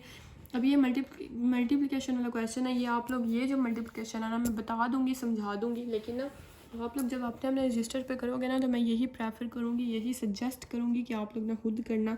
अगर कोई गलती हुई भी तो चलो इधर से देख के आप सही कर सकते हो ना, लेकिन ये है कि आप लोगों को थोड़ी सी प्रैक्टिस हो जाए, क्योंकि ये ना थोड़ी सी देखा कितना बड़ा है तब जाके आंसर आया है, और ये लॉन्ग क्वेश्चन आ जाना है, मैं ये भी बता रही हूँ। अच्छा अब ये देखो जब मैंने एक्सपेंड किया इसको रो 1 को, तो a माइनस बी माइनस सी इधर तो 0 0 था तो वो इधर डायरेक्ट प्लस 1 रह गया पीछे, ये देखो ना रो 1 को किया ना तो प्लस 1 रह गया। अब इस वाले रो और इस वाले कॉलम को छोड़ के ये दोनों मैंने ऐसे बीच में लिख लिए। अब इनको मैं नेक्स्ट मल्टीप्लाई करने लगी हूँ, ठीक है। तो ये देखो ये ऐसे a माइनस बी माइनस सी ऐसे सेम आ जाएगा। इधर से क्या बचा 1, a प्लस बी को मल्टीप्लाई करना है इससे पहले, फिर माइनस बीच में बी प्लस सी को करना है इससे, ये आ गया। अब भी इनको आगे मल्टीप्लाई करते जाओ, आपका दिन ख़त्म हो जाएगा, मल्टीप्लिकेशन ही ख़त्म होने लगी।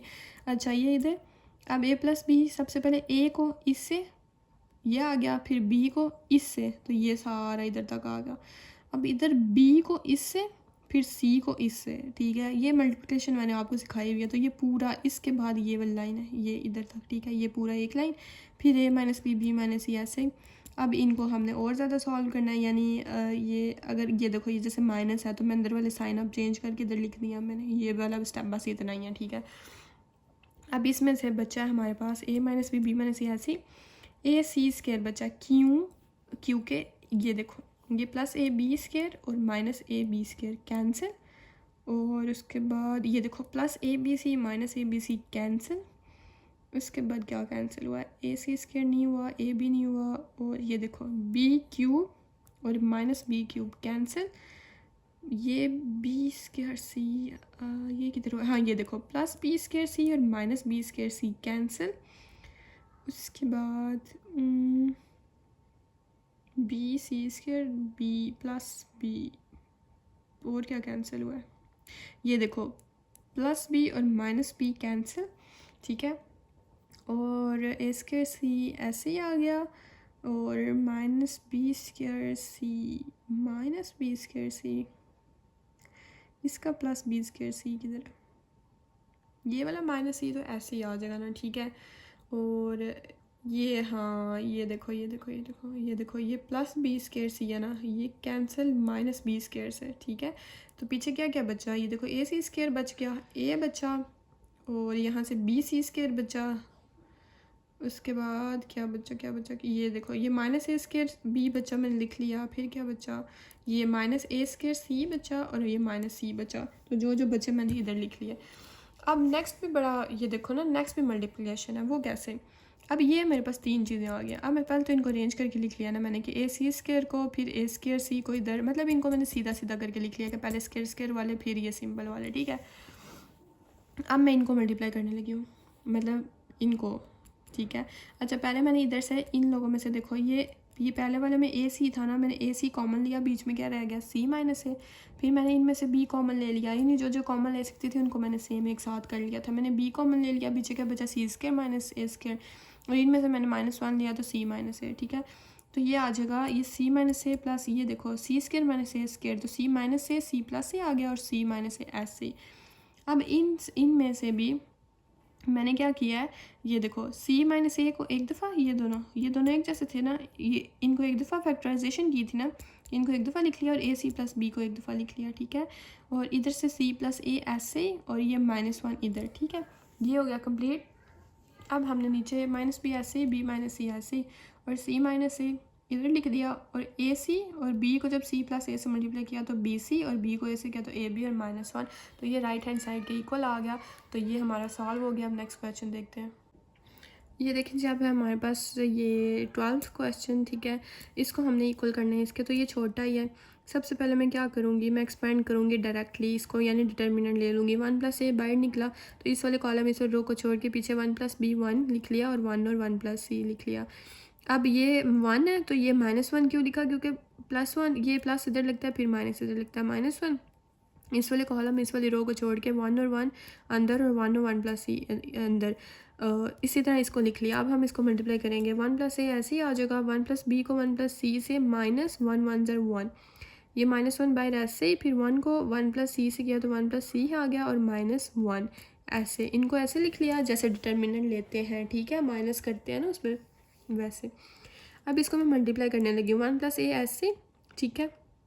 और नीचे देखो 1 स्केयर क्या आ जाएगा, 1 स्केयर, और 1 को सी से मल्टीप्लाई किया तो सी, बी को 1 से किया तो बी, और बी को सी से किया तो बी सी, और -1 ऐसे, इधर -1 इधर ही, और सी आ गया क्योंकि ये 1 और -1 कैंसिल हो गए, ये वाले ये, तो ये -1 इधर, और इसमें से सिर्फ सी बचा।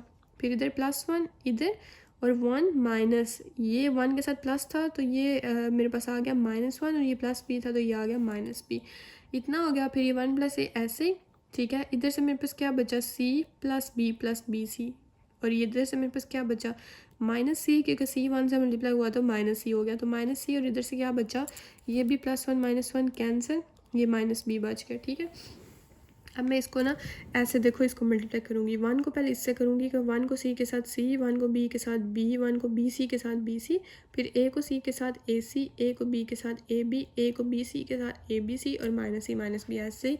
अब इसमें से क्या क्या कैंसिल होता है, ये देखो प्लस सी होता है, माइनस सी होता है, प्लस बी होता है, माइनस बी होता है, और बी सी इधर आ जाएगा, ए सी भी कैंसिल होता है, नहीं ए सी नहीं कैंसिल होता, हाँ सी ए नहीं कैंसिल होता, हाँ बाकी ये मेरे पास आंसर आ जाएगा जो राइट हैंड साइड की इक्वल है।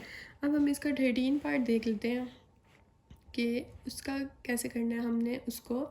ये देखें, हाँ जी नज़र आ रहा है आप लोगों को, ये देखें ये आ गया ना। ठीक है, तो सबसे पहले मैं इसमें क्या करूँगी, ये रो 1 रो 2 रो 3 है, तो मैं रो 2 और रो 3 में चेंजिंग करूँगी। ठीक है, इसको ज़ीरो के इक्वल लाने के लिए, यानी मैं अब क्या करूँगी, मतलब यहाँ मैं किसी जो दो रोज़ को एक इक्वल कर लूँगी एक दूसरे के, या कोई दो रो कॉलम कर लूँगी, कुछ भी करके मैं दोनों को इक्वल ला के ना तो उसको ज़ीरो के इक्वल ले आऊँगी। ठीक है, तो मैंने सबसे पहले R2 - R1 किया और R3 - R1 किया, यानी R1 में कोई चेंजिंग नहीं होगी, उसको मैं ऐसे ही लिख दूँगी। ठीक है, R2 में चेंजिंग होगी R2 - R1 करके, तो R2 - R1 1 - 1 0, B - A B - A B square minus c, ये माइनस ए स्क्वायर माइनस बी स्क्वायर, तो इसका आंसर आता है B - A B + A + C, इन दोनों को जब माइनस करोगे ये आ गया। अब R3 में चेंजिंग करनी है R3 - R1 करके, तो R3 - R1 1 - 1 0, C - A C square minus A B minus A square minus B C, तो आंसर आता है C स्क्वायर माइनस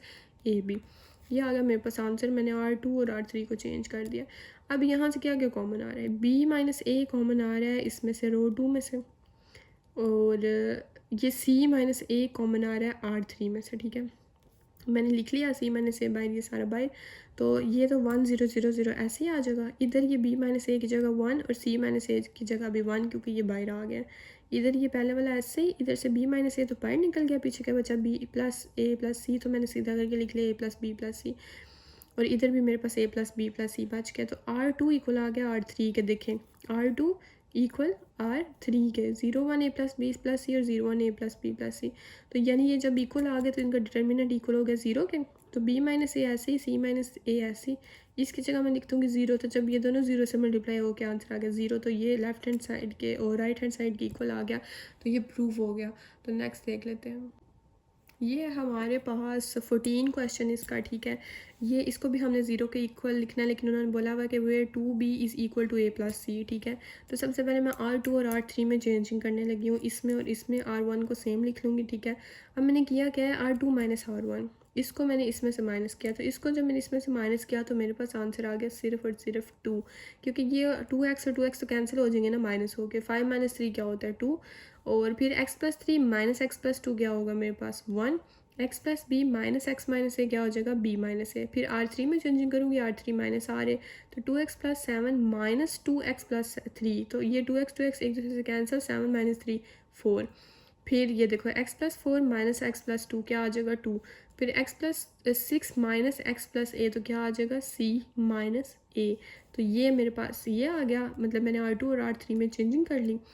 अब मैं इसको एक्सपेंड करने लगी हूँ, इसका डिटर्मिनेंट लेने लगी हूँ 2x + 3 ठीक है, और अंदर क्या रह गया, इस वाली रो इस वाले कॉलम को छोड़ के अंदर रह गया 1 2 B - A और C - A लिख लिया, फिर -x + 2 माइनस लिखा मैंने क्योंकि डिटर्मिनेंट में दूसरे नंबर पे आया, तो x + 2 आ गया, और इस वाले कॉलम इस वाले रो को छोड़ के पीछे ये 2 और 4 और B - A C - A मैंने लिख लिया, फिर ये x + A, अब इस वाले कॉलम और इस वाली रो को छोड़ के 2 4 और 1 2, तो 2 4 और 1 2 लिख लिया।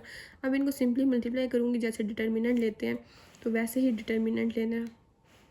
अब वो लेना तो आप लोगों को आता ही होगा ना, लेकिन मैं फिर भी बता देती हूँ। ये देखें 2x + 3, इधर 1 को C - A से मल्टीप्लाई किया तो C - A, बीच में माइनस, और 2 को B - A से किया तो मेरे पास ऐसे मैं इसको लिख लूँगी, नीचे वाले स्टेप पे जाकर मल्टीप्लाई करूँगी। अब इसको इधर 2 को C - A से मल्टीप्लाई किया माइनस, बीच में माइनस आता है डिटर्मिनेंट में, और 4 को B - A से किया तो ये, और x + A इधर ही, और 2 को 2 से किया तो 4, और 4 को 4 से किया तो 4, तो 2x + 3 ऐसे ही। ठीक है, और ये C - A और 2 को जब इन दोनों से मल्टीप्लाई किया तो 2B + 2A आ गया, और इधर भी ये सारा मल्टीप्लाई करके आ गया।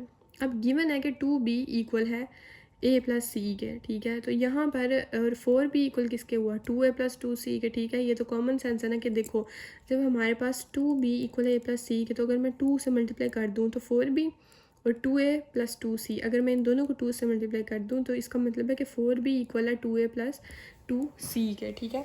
तो मैं इधर क्या करूँगी, मैं जिधर जिधर 2b है उधर उधर a प्लस सी पुट कर दिया, और जिधर जिधर 4b है उधर उधर मैंने क्या पुट कर दिया, 2a प्लस 2c। ये देखो 2b था ना, तो मैंने इधर लिख दिया a प्लस सी। यहाँ पर मेरे पास 4b था तो मैंने लिख दिया 2a प्लस 2c, उनकी जगह मैंने ये पुट कर दिया जो गिवन है। तो अब इनको जो मैंने नीचे लाया 2x प्लस 3, तो ऐसे ही आ जाएगा ना, c माइनस a ऐसे, ये माइनस a प्लस सी ऐसे ही, प्लस 2a ऐसे माइनस, और ये माइनस के ये एक्स प्लस 2 ऐसे, 2c, ये माइनस 2 भी ऐसे ही, मतलब ये सारे इनको ऐसे लिखे। तो इनमें जो जो कैंसिल होता है इनको कैंसिल करने के बाद मेरे पास बचा 2x प्लस 3, इनमें से मेरे पास बचा 0 क्योंकि सारे कैंसिल हो गए। ये माइनस एक्स प्लस 2 इधर, और इन सब में से भी 0। तो इसको 0 के साथ मल्टीप्लाई किया तो 0, इसको भी 0 से किया तो 0, तो 0 माइनस 0 0, तो राइट हैंड साइड इक्वल आ गया। अब हम इसका क्वेश्चन नंबर 15 करने लगे हैं, पार्ट 15 सॉरी।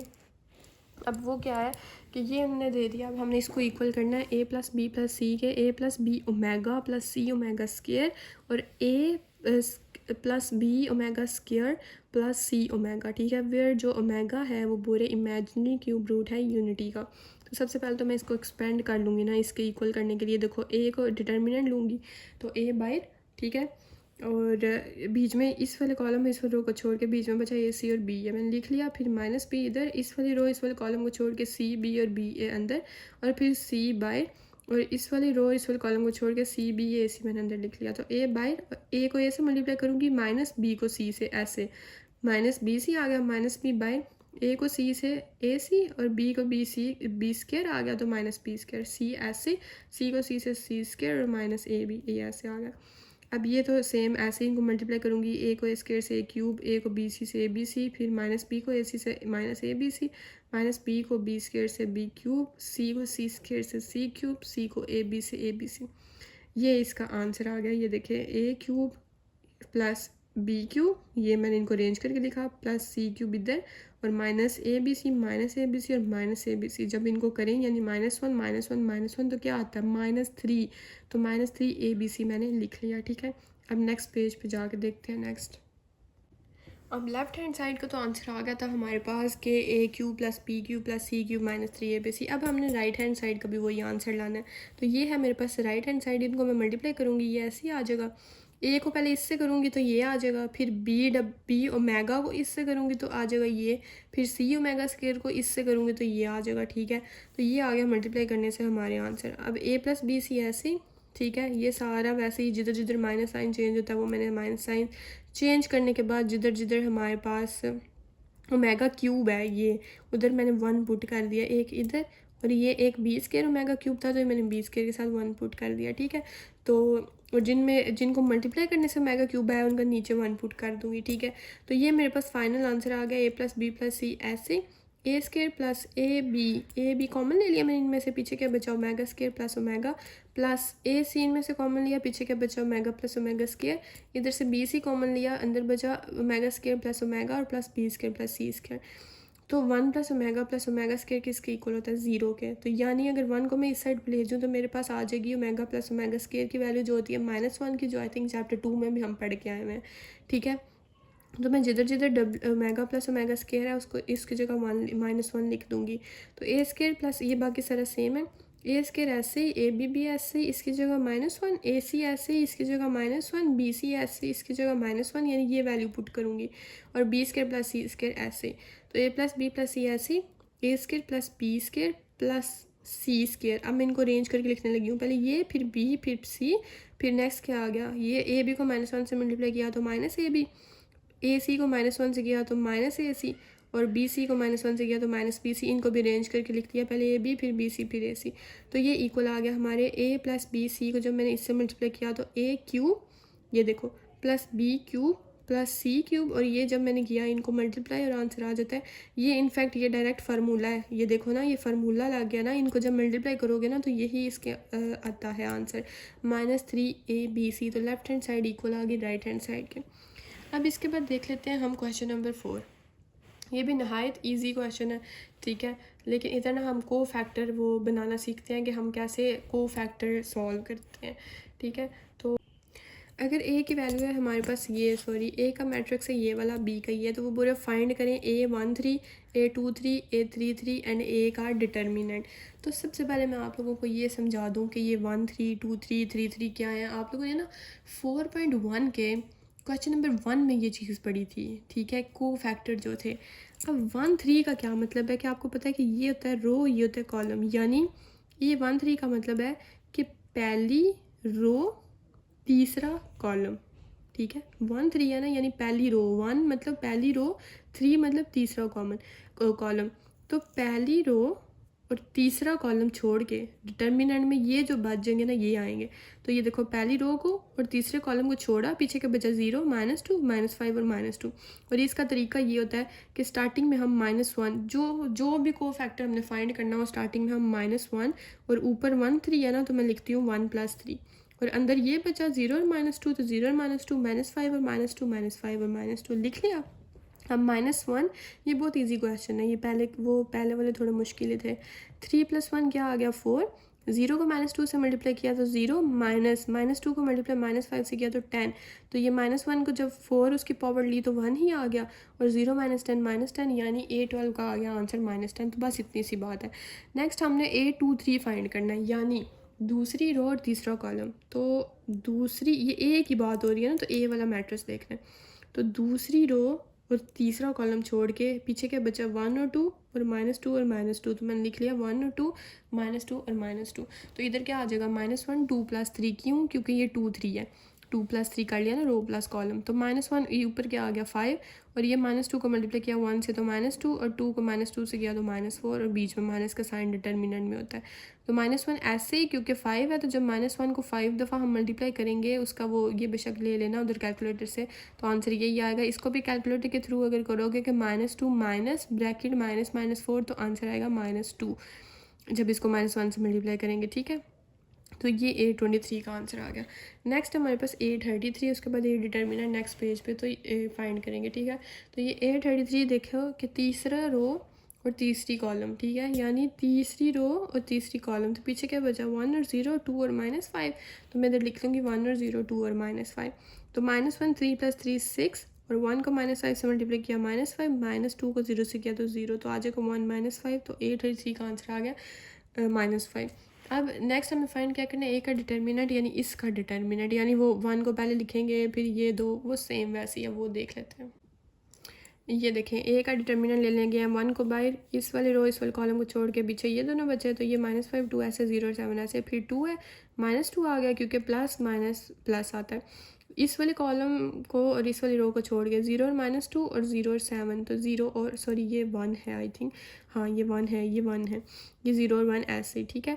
फिर नेक्स्ट मेरे पास क्या बचा, नेक्स्ट क्या है, ये -3 इधर इस वाली कॉलम इस रो को छोड़ के 0 -2 और -5 -2।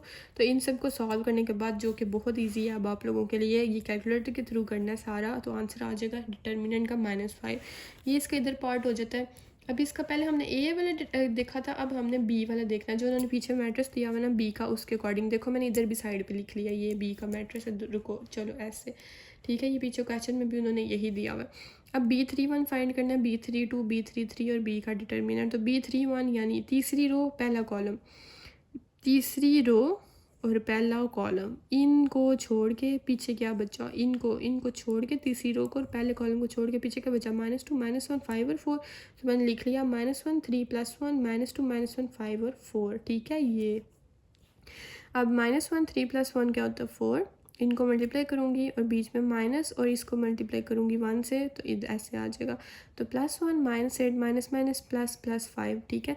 ये हमेशा याद रखना कि डिटर्मिनेंट में बीच में साइन माइनस का आता है, या आप लोग बच्चों बहुत गलतियाँ कर देते हो। फिर B31 का आंसर आ गया -3। अब मैं B32 फाइंड करूँगी, ठीक है। ये देखो यानी तीसरी रो और दूसरा कॉलम छोड़ के मैंने ये लिख लिया, ठीक है। इनको मल्टीप्लाई करूँगी -5 को 4 से तो -20, -3 को 15 से -15, तो मेरे पास B32 का आंसर आ जाएगा 5, इसको सॉल्व करने के बाद कैलकुलेटर से, ठीक है। अब मैं सॉल्व करने लगी हूँ ये एंड वाला पार्ट, ये B33। यानी तीसरी रो और तीसरा कॉलम, -1 3 + 3 लिख लूँगी और ये मेरे पास अंदर आ जाएगा, ठीक है। फिर -1 3 + 3 क्या होता है 6, और -5 को मल्टीप्लाई -1 से किया तो 5, क्योंकि माइनस प्लस हो जाता है ना, और -2 को -3 से किया तो -6। तो ये -1 जब 6 दफ़ा यानी इसको लिया ये कैलकुलेटर से, ठीक है, तो आ जाएगा 1, -1 को मल्टीप्लाई करो 6 टाइम, तो 5 - 6 क्या आ जाएगा -1, क्योंकि बड़ी वाले के साथ माइनस है, तो 1 - 1 क्या आ जाएगा -1। तो अब हमने एंड पे सॉल्व करना है बी का डिटर्मिनेंट ये। तो बी मैट्रिक्स ये है, मैंने पहले इसको ऐसे लिख लिया डिटर्मिनेंट वाली फॉर्म में। अब मैं सिंपली -5 को पहले लिख लूँगी, इस वाली रो इस वाले कॉलम को छोड़ के पीछे ये बचे लिख लिए, फिर माइनस आ जाएगा इधर ये डिटर्मिनेंट का, और -2 ऐसे ये जो मतलब ऐसे ही सेम आ जाएगा। फिर इस रो इस कॉलम को छोड़ के ये -3 -2 और 4 और 2 ऐसे लिख लिया, फिर एंड पे 5 बचा, तो 5 इधर और ये अंदर। अब मैंने इनको मल्टीप्लाई करना है, ठीक है। अब वो कैसे करना है वो भी देख लेंगे। देखें 5 मेरे पास किधर गया, ये -5 ऐसे ही -1 को 0 से किया तो 0, और हमारे पास क्या आ गया, एक सेकेंड, हाँ ठीक है। अच्छा नहीं, ये इधर मैंने गलत नहीं लिख दिया, इधर 2 आता है, ये देखो ना ये 2 है, मैंने गलती से वो 0 लिख दिया था। अच्छा -1 को 2 से किया तो -2, और -4 को -1 से किया तो -4, इसी तरह इन सब को मल्टीप्लाई किया तो ये आंसर आ गया, ठीक है। फिर ये -2 माइनस प्लस, मतलब ये वो हैं जो बेसिक कैलकुलेशन जो आप लोग खुद कर लोगे। एंड पे -10 + 4 + 5 और इज इक्वल टू -1, तो बी का डिटर्मिनेंट का आंसर आ गया -1। अब नेक्स्ट क्वेश्चन देख लेते हैं। नेक्स्ट है जी क्वेश्चन हमारे पास कि हमने वैल्यूज़ फाइंड करनी है एक्स के, इफ़ ये वाला डिटर्मिनेंट इक्वल है 5 के। तो सिंपली डिटर्मिनेंट लेना है, ठीक है, जैसे हम लेते हैं ना पहले क्वेश्चन से लेते आ रहे हैं वैसे। तो ये 2 को बाहर निकाल लिया, इस वाली कॉलम इस वाली रो को छोड़ के बीच में जो बचा उसको अंदर लिखा, फिर -1 क्योंकि माइनस इधर प्लस था, इधर -1, फिर इधर प्लस इधर -1, ठीक है। तो इस वाली कॉलम इस वाली रो को छोड़ के पीछे जो बचे उनको इधर लिख लिया, फिर x है तो +x इस वाले कॉलम में रो को छोड़ के ऐसे लिख लिए। अब जैसे सेम डिटर्मिनेंट लेते हैं ना वैसे ही हमने लेना है, ये 5 = 5 ऐसे ही साथ साथ चलेगा, ठीक है। अच्छा 2 ऐसे ही, तो -4 को 0 से मल्टीप्लाई किया 0, 1 को -3 से किया तो -3, और -1 ऐसे 0 को इससे किया 0, और बीच में हमेशा माइनस आता है डिटर्मिनेंट लेते हुए। 3 को -3 को x से किया तो -3x, इसी तरह इनको मल्टीप्लाई किया तो ऐसे आ गए =5। अब 2 ऐसे, ये तो इसमें से क्या बचा सिर्फ 3, क्योंकि 0 +3, तो 0 + 3 क्या होता है 3, -1 ऐसे ही, इसमें से 3x बचा, x ऐसे ही, इधर बचा -1 + 4x, क्योंकि माइनस माइनस प्लस तो +4x = 5। 3 2 = 6, -1 को मल्टीप्लाई किया 3x से तो -3x, प्लस x को -1 से किया तो -x, फिर 4x² और -5 = 0, ये आ गया। फिर हमारे पास क्या आता है, ये देखो 4x² - 4x + 1 = 0, ये 2x², ये -2ab + b² का इस पे फार्मूला लगाऊंगी तो मेरे पास आ जाएगा ये 2xa - b का a - b², तो a क्या है 2x, तो -1² क्या आ जाएगा 2x - 1 का स्क्वायर = 0, तो 2x - 1 = 0, स्क्वायर मतलब कैंसिल हो जाएगा, तो 2x = 1, इधर -1 है इस साइड पे जाके +1, तो x = इधर 2 मल्टीप्लाई हो रहा है इस साइड पे जाके डिवाइड हो जाएगा, यानी इसमें से मेरा x का आंसर आ गया, x = 1/2। अब नेक्स्ट वाला पार्ट देखो इसका, ये इन्होंने इसमें से भी हमने x की वैल्यू फाइंड करनी है, ठीक है। वो कैसे करनी है वो देख लें, सेम वही डिटर्मिनेंट लेना है बारी बारी। अब तो सिर्फ मैं ना ये बेसिक समझाऊंगी, क्योंकि डिटर्मिनेंट लेके अब तो मुझे लगता है मेरा गला ख़राब हो रहा है, और आप लोग जो हो आप लोगों को तब समझ आ गई होगी, ठीक है। 1 को बाहर इस वाली रो इस वाले कॉलम को छोड़ गया, मैं स्पीड तेज़ करने लगी हूँ, ठीक है।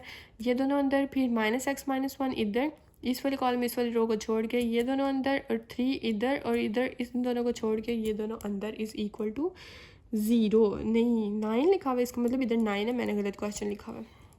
अच्छा इधर 9 आता है फिर, और अगर 0 भी आता तो नहीं 9 ही आता है, हाँ मैंने कंफर्म किया 9 ही आता है।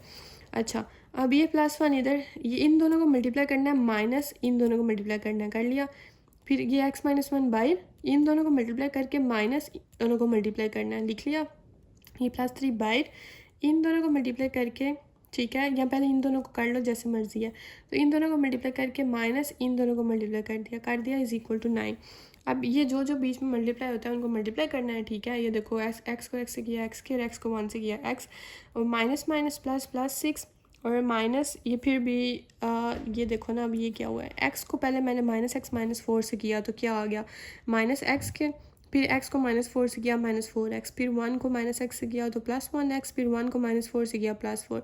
3 को अब मैंने मल्टीप्लाई करना है, पहले अंदर वाले को करूँगी 2 को x से, फिर 2 को 1 से, तो 2x - 2। अब इसको अगले स्टेप में जाके कर लूँगी, ठीक है, इज इक्वल टू 9। अब ये अगला सारा नीचे वाला सेम ही है, और ये 3 3 ज़ार ये 3 3 ज़ार 9, 3 2 ज़ार 6x, और 3 2 ज़ार फिर हमारे पास क्या आ जाएगा, ये 6 आ जाएगा, ठीक है। तो ये जो 9 था ये +9 था, तो इस साइड पे जाके -9 हो गया, जो कैंसिल होते हैं उनको कैंसिल किया, पीछे बच गया x² + x² 2x², x + 4x -4x और -1x -6x, आंसर आता -2x, और ये -4 ये वाला ऐसे इज इक्वल टू 0। इनमें से 2 कॉमन ले लिया, बीच में क्या बचा, x² - x - 2 is equal to 0। अब नेक्स्ट पेज पे जाके देखते हैं, ये देखें x² - x - 2 is equal to 0। तो इनकी जो फैक्टराइजेशन की तो ये फैक्टर्स बने मेरे पास, ठीक है।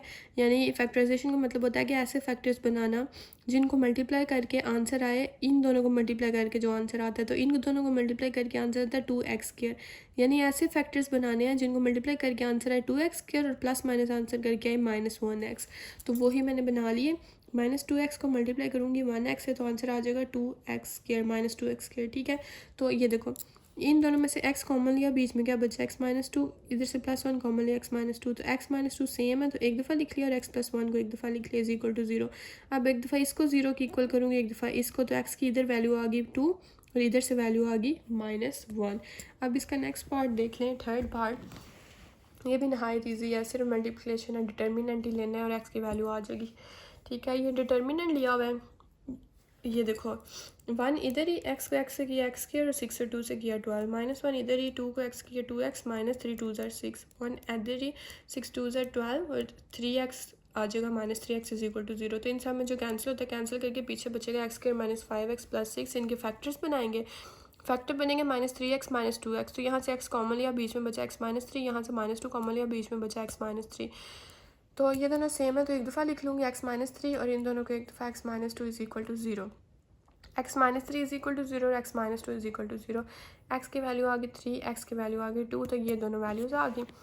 अब क्वेश्चन नंबर 6 जो मेरा सबसे, आप लोगों को बताया था मैंने कि ये मुझे सबसे प्यारे लगते हैं ये क्वेश्चन ट्रांसपोज वाले, इनको करते हुए भी बड़ा मज़ा आता है। लेकिन ये बात है कि एंड पे डिटर्मिनेंट भी लेना है। ये पहला क्वेश्चन ये है और दूसरा क्वेश्चन है मेरे पास ये, यानी पहले मैंने इसको सॉल्व करना है A.A ट्रांसपोज, फिर हमने A का डिटर्मिनेंट लेना है, ये दोनों। लेकिन A उन्होंने मैट्रिक्स दे दिया है, तो यहाँ मुझे A चाहिए और A का ट्रांसपोज चाहिए, तो A तो आ गया, अब A का ट्रांसपोज लूँगी मैं। A का ट्रांसपोज लिया तो ये -3 2 -1 ऐसे, मतलब ये कॉलम में चेंज होगी रो, और 2 1 3 ऐसे ये भी कॉलम में चेंज होगी, तो मैंने A का ट्रांसपोज ले लिया। अब A.A ट्रांसपोज इन दोनों को मल्टीप्लाई करूँगी, फिर जो आंसर आएगा उसका डिटर्मिनेंट लूँगी। तो इन दोनों को मल्टीप्लाई, ये मैंने ऐसे लिख लिए। अब मल्टीप्लाई करने का तरीका आप लोगों को पता नहीं भूल गया, यहाँ आता है, पीछे बेशक एक्सरसाइजेस देख लो, मैंने डिस्क्रिप्शन में लिंक दे दिया, वो देख लो कि मल्टीप्लाई कैसे करते हैं, वो वाली एक्सरसाइज एक दफ़ा जाके देख लो, ठीक है। तो मैं अभी बता देती हूँ वैसे कैसे करते हैं, कि इसको पहले -3 को पहले, मतलब पहले ना रो वाला काम ख़त्म करते होते हैं, ठीक है। पहली रो को पहले कॉलम के साथ, फिर पहली रो को दूसरे कॉलम के साथ। तरीका क्या होता है कि ये पहली रो का अगर मैं पहले कॉलम के साथ कर रही हूँ तो -3 को पहले वाले के साथ -3 के साथ, फिर 2 को दूसरे के साथ 2, और बीच में हमेशा मल्टीप्लिकेशन में प्लस लगता है, -1 को -1 के साथ ऐसे, ठीक है। मैं नेक्स्ट पेज पे जाकर बताती हूँ। ये देखें जैसे मैं बता रही थी ना, तो वो उस तरह मल्टीप्लाई करके तो मेरे पास ऐसे आंसर आ जाता है। जब मैं इनको प्लस करूँगी तो 14 आएगा, इनको प्लस माइनस करूँगी -7, इसको करूँगी तो -7, इसको करूँगी 14, ठीक है। तो ये अब मैं इसका ट्रांसपोज लेना है।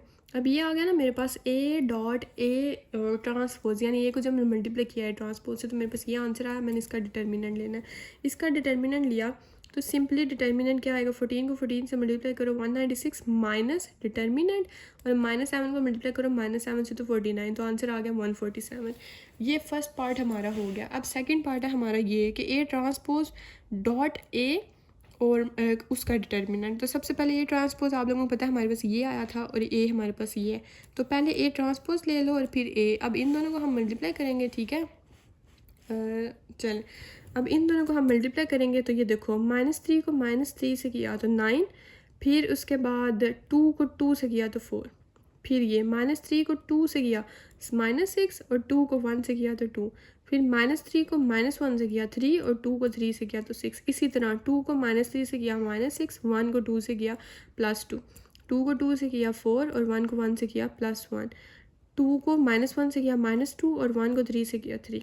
इसी तरह आप तीसरी रो का काम खत्म करेंगे। -1 को -3 के साथ 3, 3 को 2 के साथ 6। अब -1 को फिर से ही दूसरे कॉलम के साथ 2 के साथ -2 और 3 को 1 के साथ 3, फिर -1 को -1 के साथ 1 और 3 को 3 के साथ 9। तो इस तरह मल्टीप्लिकेशन करते हैं। तो A ट्रांसपोज मल्टीप्लाई A का मेरे पास ये वाला आंसर आ गया, यानी इनको प्लस माइनस कैलकुलेटर से करूँगी ना तो ये आंसर आ जाएगा। अब मैंने इसका डिटर्मिनेंट लेना है, A ट्रांसपोज डॉट A का डिटर्मिनेंट लेना है मैंने, ठीक है। अब मैंने ये डिटर्मिनेंट लिया जब, तो वो मैंने सिंपल वैसे डिटर्मिनेंट लेना जैसे मैं लेती हूँ ना डिटर्मिनेंट क्वेश्चन 1 से लेती आ रही हूँ वैसे। तो 13 इधर इस वाले कॉलम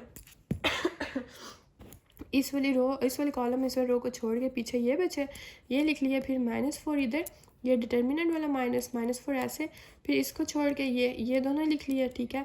फिर 9 है तो इस वाले कॉलम इस वाली रो को छोड़ के ये दोनों इधर लिख लिए। 13 ऐसे ही, 10 50 50, -1 1 1, माइनस माइनस प्लस तो +4, ये -40 और ये -9, +9 ऐसे ही, ये क्या आ जाएगा -4, इन दोनों को मल्टीप्लाई करने से -45। तो ये सारा प्लस माइनस करने से आंसर आ जाता है 0, यानी ये भी पार्ट हो गया। अब नेक्स्ट क्वेश्चन देखते हैं। ये है जी इसका पार्ट नंबर 2। इसमें उन्होंने A की वैल्यू चेंज कर दी है, ठीक है, और उन्होंने बोला कि सेम यही फाइंड करना है हमने, ठीक है। पहले A की वैल्यू और थी, यही फाइंड करने थे, अब A की वैल्यू ये है। तो A तो हमें पता है, पहले सबसे पहले ये दोनों बारी बारी फाइंड करने के लिए, आपको नजर आ रहे हैं, अच्छा ये दोनों बारी बारी फाइंड करने के लिए, ठीक है, हम ट्रांसपोज लेंगे पहले A का। तो A ये एक ट्रांसपोज लिया, 3 1 है, 3 1 2 2 है, 2 2 1 3 है, तो 1 3 A का ट्रांसपोज ले लिया। अब सबसे पहले A डॉट A ट्रांसपोज, तो A डॉट A ट्रांसपोज इन दोनों को मल्टीप्लाई करूँगी। तो मल्टीप्लिकेशन तो आप लोगों को आती है, आप लोग अब तो लाइक हो गए हो, मुझे लगता है मेरे लेक्चर ले लेंगे ना।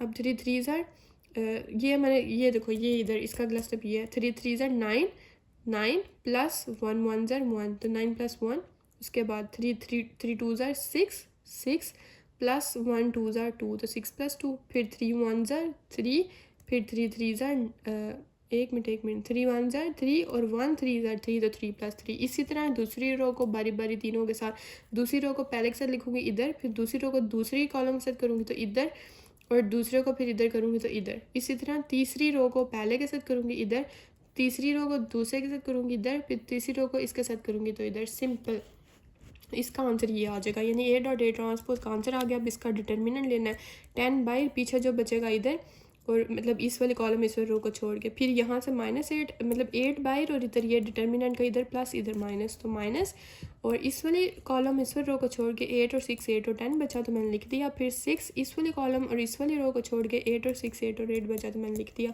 अब इनको सिंपली 10 बाई 8 10 ज़र 80, 8 8 ज़र 64, -64 -8 इधर, 8 10 ज़र 80, -8 6 ज़र 48 इधर, 6 इधर, 8 8 ज़र 64, 6 8 ज़र 48, तो इनको मल्टीप्लाई करके आंसर आएगा 0। एक पार्ट हो गया मेरा। अब मैं दूसरा पार्ट करना है। ऊपर मेरे पास A भी है और A ट्रांसपोज भी है, ठीक है।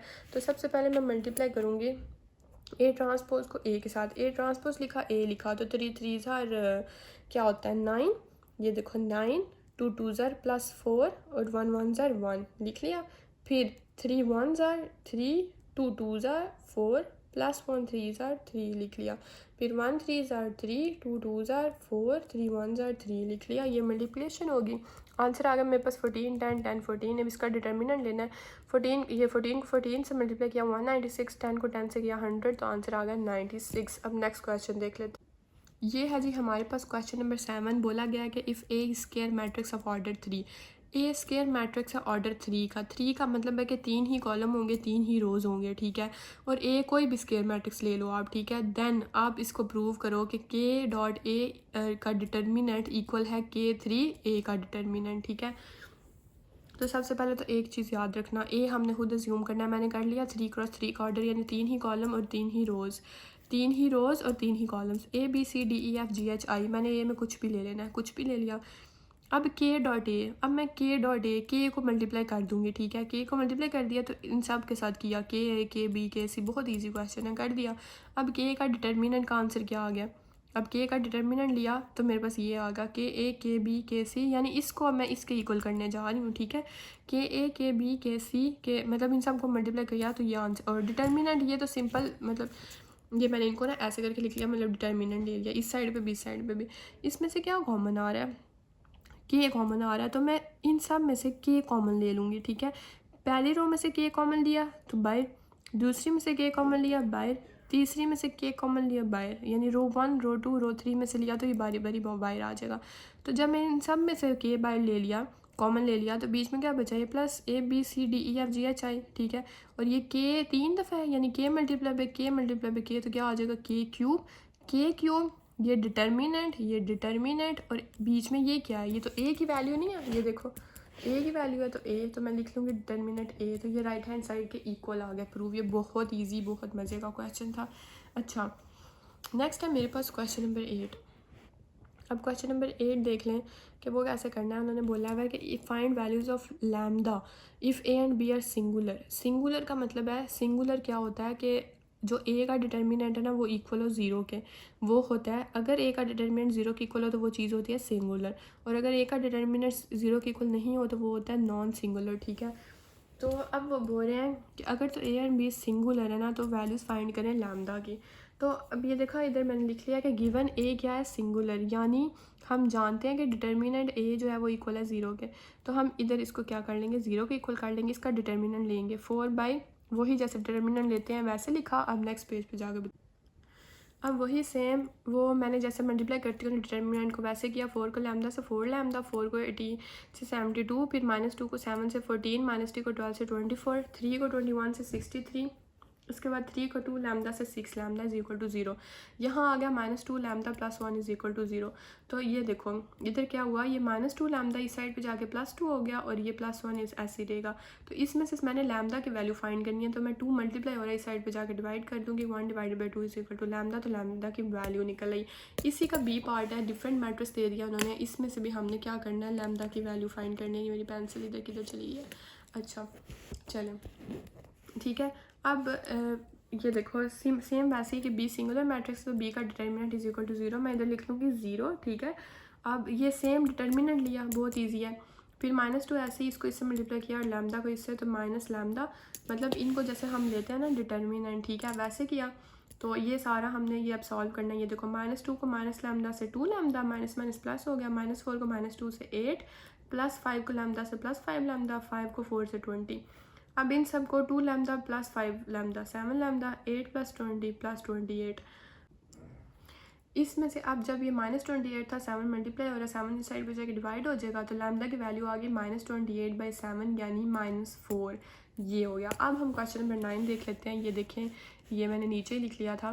क्वेश्चन नंबर 9 है हमारे पास कि फाइंड इनवर्स ऑफ ए का मैट्रिक्स दे दिया, इसका इन्वर्स फाइंड करना है, यानी ए इन्वर्स क्या होता है, a-1, ए की पावर -1, और शो करना है, प्रूव करना है कि A inverse dot A equal होता है आइडेंटिटी के। तो सबसे पहले तो मुझे इन्वर्स फाइंड करना पड़ेगा, फिर उसको ए से मल्टीप्लाई करूँगी और आइडेंटिटी के इक्वल करूँगी।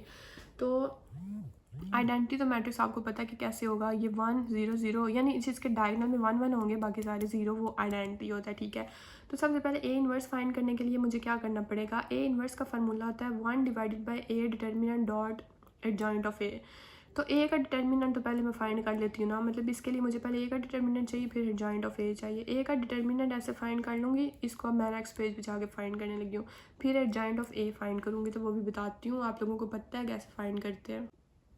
ये देखें, ए का डिटर्मिनेंट सेम जैसे मैंने फाइंड किया है, मतलब हम जैसे पहले डिटर्मिनेंट फाइंड करते हैं कि पहले वाली रो में से 1 उठाया, बाकी जो बचे पहली रो और पहले कॉलम को छोड़ के, तो ये बचे, फिर -2 पहली रो और दूसरे कॉलम को छोड़ के ये बचा, मतलब ये ऐसे मैंने लिख लिया। अब इनको 1 इधर ही, 0 0 से 0, 4 4 से 16, तो 0 -16 -2 ऐसे ही, -5 को 0 से मल्टीप्लाई किया तो 0, 5 को 4 से किया तो 20, और माइनस बीच में, क्योंकि जब डिटर्मिनेंट में बीच में साइन माइनस का आता है, ठीक है। उसके बाद +1 ऐसे ही, -5 को 4 से किया तो -20 और 0 0 ऐसे ही। तो यहाँ से ए डिटर्मिनेंट का आंसर आ गया 4। एक चीज़ मैंने फाइंड कर ली। अब मैंने इन्वर्स फाइंड कर दी थी ना, उसके लिए डिटर्मिनेंट फाइंड कर लिया। अब एडजॉइंट ऑफ ए कैसे फाइंड करते हैं, तो याद रखना एडजॉइंट ऑफ ए का ये फार्मूला होता है, इसके को फैक्टर्स A11 12 13 21 22 23 31 32 33, और ये ट्रांसपोज, इसका ट्रांसपोज एडजॉइंट ऑफ ए हम ऐसे फाइंड करते हैं। ये याद रखना, 4.3 में भी बहुत ज़्यादा क्वेश्चंस हैं इसके, ठीक है। अभी तो सिर्फ शुरुआत हुई है इसके एडजॉइंट की। अच्छा, मतलब ये को फैक्टर्स कैसे फाइंड करते हैं वो भी बहुत ईजी हैं। जैसे देखिए 111 है, मतलब पहली रो पहला कॉलम, 112 है तो पहली रो दूसरा कॉलम, 13 है तो पहली रो तीसरा कॉलम। बहुत ईजी है, जैसे हम पीछे पता है वो सॉल्व करके आए हुए थे ना, वो A23 A33 वाला क्वेश्चन वैसे। तो अब A11 है, A11 is equal to same वैसे ही सॉल्व करना है, ठीक है। जैसे डिटर्मिनेंट लेते हैं तो -1 1+1, क्योंकि 11 है तो 1+1। अब पहली रो और पहला कॉलम छोड़ के पीछे जो बचेगा उसको लिख लो, -1 2, और इसको जब मल्टीप्लाई डिटर्मिनेंट लोगे 0 0 से 0 और 4 4 जार 16 तो 0 -16, A11 का आंसर आ गया -16। इसी तरह बहुत इजी 1 और 2 यानी पहला रो दूसरा कॉलम उसको छोड़ के क्या बचेगा, ये -1 1+2 ऐसे ही, ये इसका तरीका होता है लिखने का। और पहला रो और दूसरा कॉलम छोड़ के जो बचेगा वो लिख लो, फिर इधर पहली रो और तीसरा कॉलम छोड़ के जो बचेगा वो लिख लो। तो ये दोनों मैंने फाइंड कर लिए। A12 का आंसर आ गया 20, A13 का आंसर आ गया -20। इसी तरह A21 को देखो, ये 2+1 है ना, ठीक है। तो दूसरी रो और पहला कॉलम उसको छोड़ के जो बचेगा उनको लिख लो, 2 0 0 और 4 1 4 तो 0 -4, आंसर क्या आ जाएगा 4। इसी तरह A22 फाइंड करना है, यानी दूसरी रो दूसरे कॉलम को छोड़ के जो बचेगा उसको लिख लो। फिर A23 को तो दूसरी रो और तीसरे कॉलम को छोड़ के जो बचेगा वो लिख लो। इसी तरह हमने ये सारे फाइंड करने हैं। तो ये सारे हमारे ये आंसर आ रहे हैं। ये A11 का जो आंसर आएगा ना -16 वो इसकी जगह, ये 20 इसकी जगह, -20 A13 की जगह। तो ये देखो मैंने एडजॉइंट ऑफ A की जगह वो उसके को फैक्टर्स के आंसर लिख लिए और ऊपर उसका ट्रांसपोज एडजॉइंट ऑफ A। अब इसका जब ट्रांसपोज लूँगी तब एडजॉइंट ऑफ A का जो है ना वो आंसर आएगा, ठीक है। तो ये देखो -16 20 -20, तो ये रो है इसको मैं कॉलम में चेंज करने लगी। ये देखो -16 20 -20। अब दूसरी रो को 4 -5 6 4 -5 6 8 -9 10 8 -9 10। ये आ गया एडजॉइंट ऑफ A मेरे पास। ये को फैक्टर सारे फाइंड आंसर्स करने के बाद ही आता है, ठीक है। अब मेरे पास A का डिटर्मिनेंट भी आ गया, ठीक है, और ये एडजॉइंट ऑफ A भी आ गया। अब मैं A इनवर्स फाइंड करने लगी हूँ। इक्वेशन 1 में हमने लिखा था कि A इनवर्स होता है इसके इक्वल, तो ये डिटर्मिनेंट भी आया हुआ है मेरे पास, एडजॉइंट ऑफ A भी आया हुआ है। तो अब सिंपली 1/4 ऐसे, और ये हमारे पास उन्होंने क्वेश्चन दिया था हमें कि A इनवर्स को मल्टीप्लाई करना है A से। तो ये A इनवर्स की पूरी वैल्यू को मैं मल्टीप्लाई करूँगी ये A के मैट्रिक्स के साथ। तो ये मल्टीप्लिकेशन आप लोगों को आती है, मैं फिर बता देती हूँ। ये पहली को इसके पहली रो को तीनों कॉलम्स के साथ मल्टीप्लाई कर लो बारी बारी। पहले इसको पहले कॉलम के साथ करने लगी हूँ। -16 को 1 के साथ -16, 4 को -5 से 20, 8 को 5 से 40। ये क्लियर। अब इसको मैं ये दूसरी से करने लगी हूँ। -16 को 2 से 32, 4 को 0 से 0, 8 को 4 से 32। अब मैं तीसरी से करने लगी हूँ। -16 को 1 से -16, 4 को 4 से 16 और 8 को 0 से 0। इसी तरह अब दूसरी रो, पहली रो का काम खत्म, तीनों से हो गया ना। अब दूसरी को तीनों से करूँगी। 20 को अब पहले से कर लूँ ना। 20 को 1 से 20, -5 को -5 से 25, -9 को 5 से 45, फिर 20 को 2 से 40, -5 को 0 से 0 और 9 को 4 से 36। इसी तरह इसको तीसरे से किया, ये आ गया।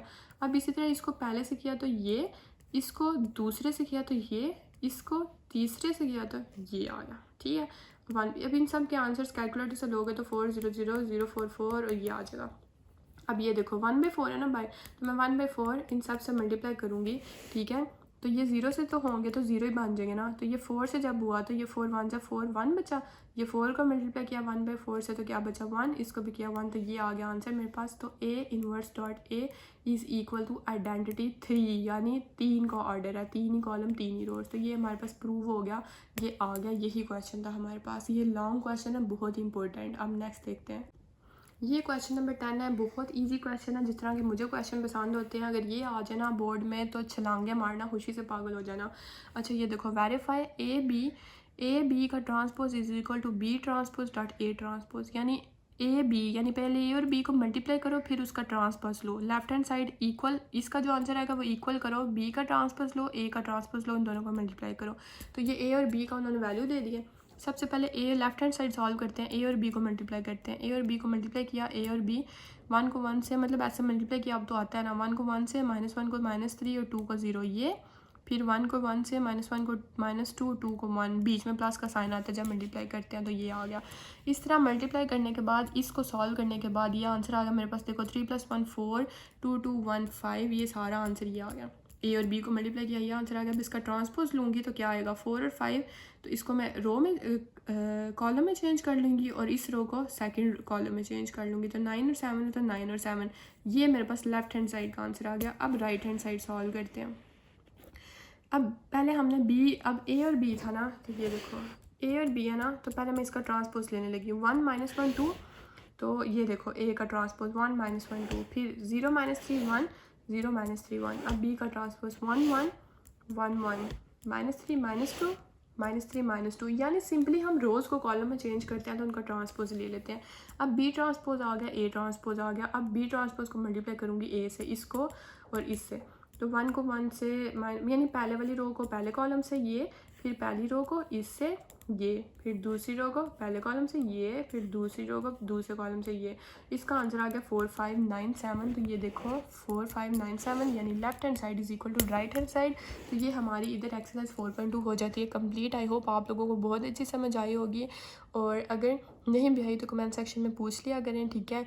और इस चैनल को सब्सक्राइब करना मत भूलिएगा। नेक्स्ट वीडियो में हम देखेंगे 4.3। तब तक अपना ख्याल रखें। अल्लाह हाफिज़, थैंक यू।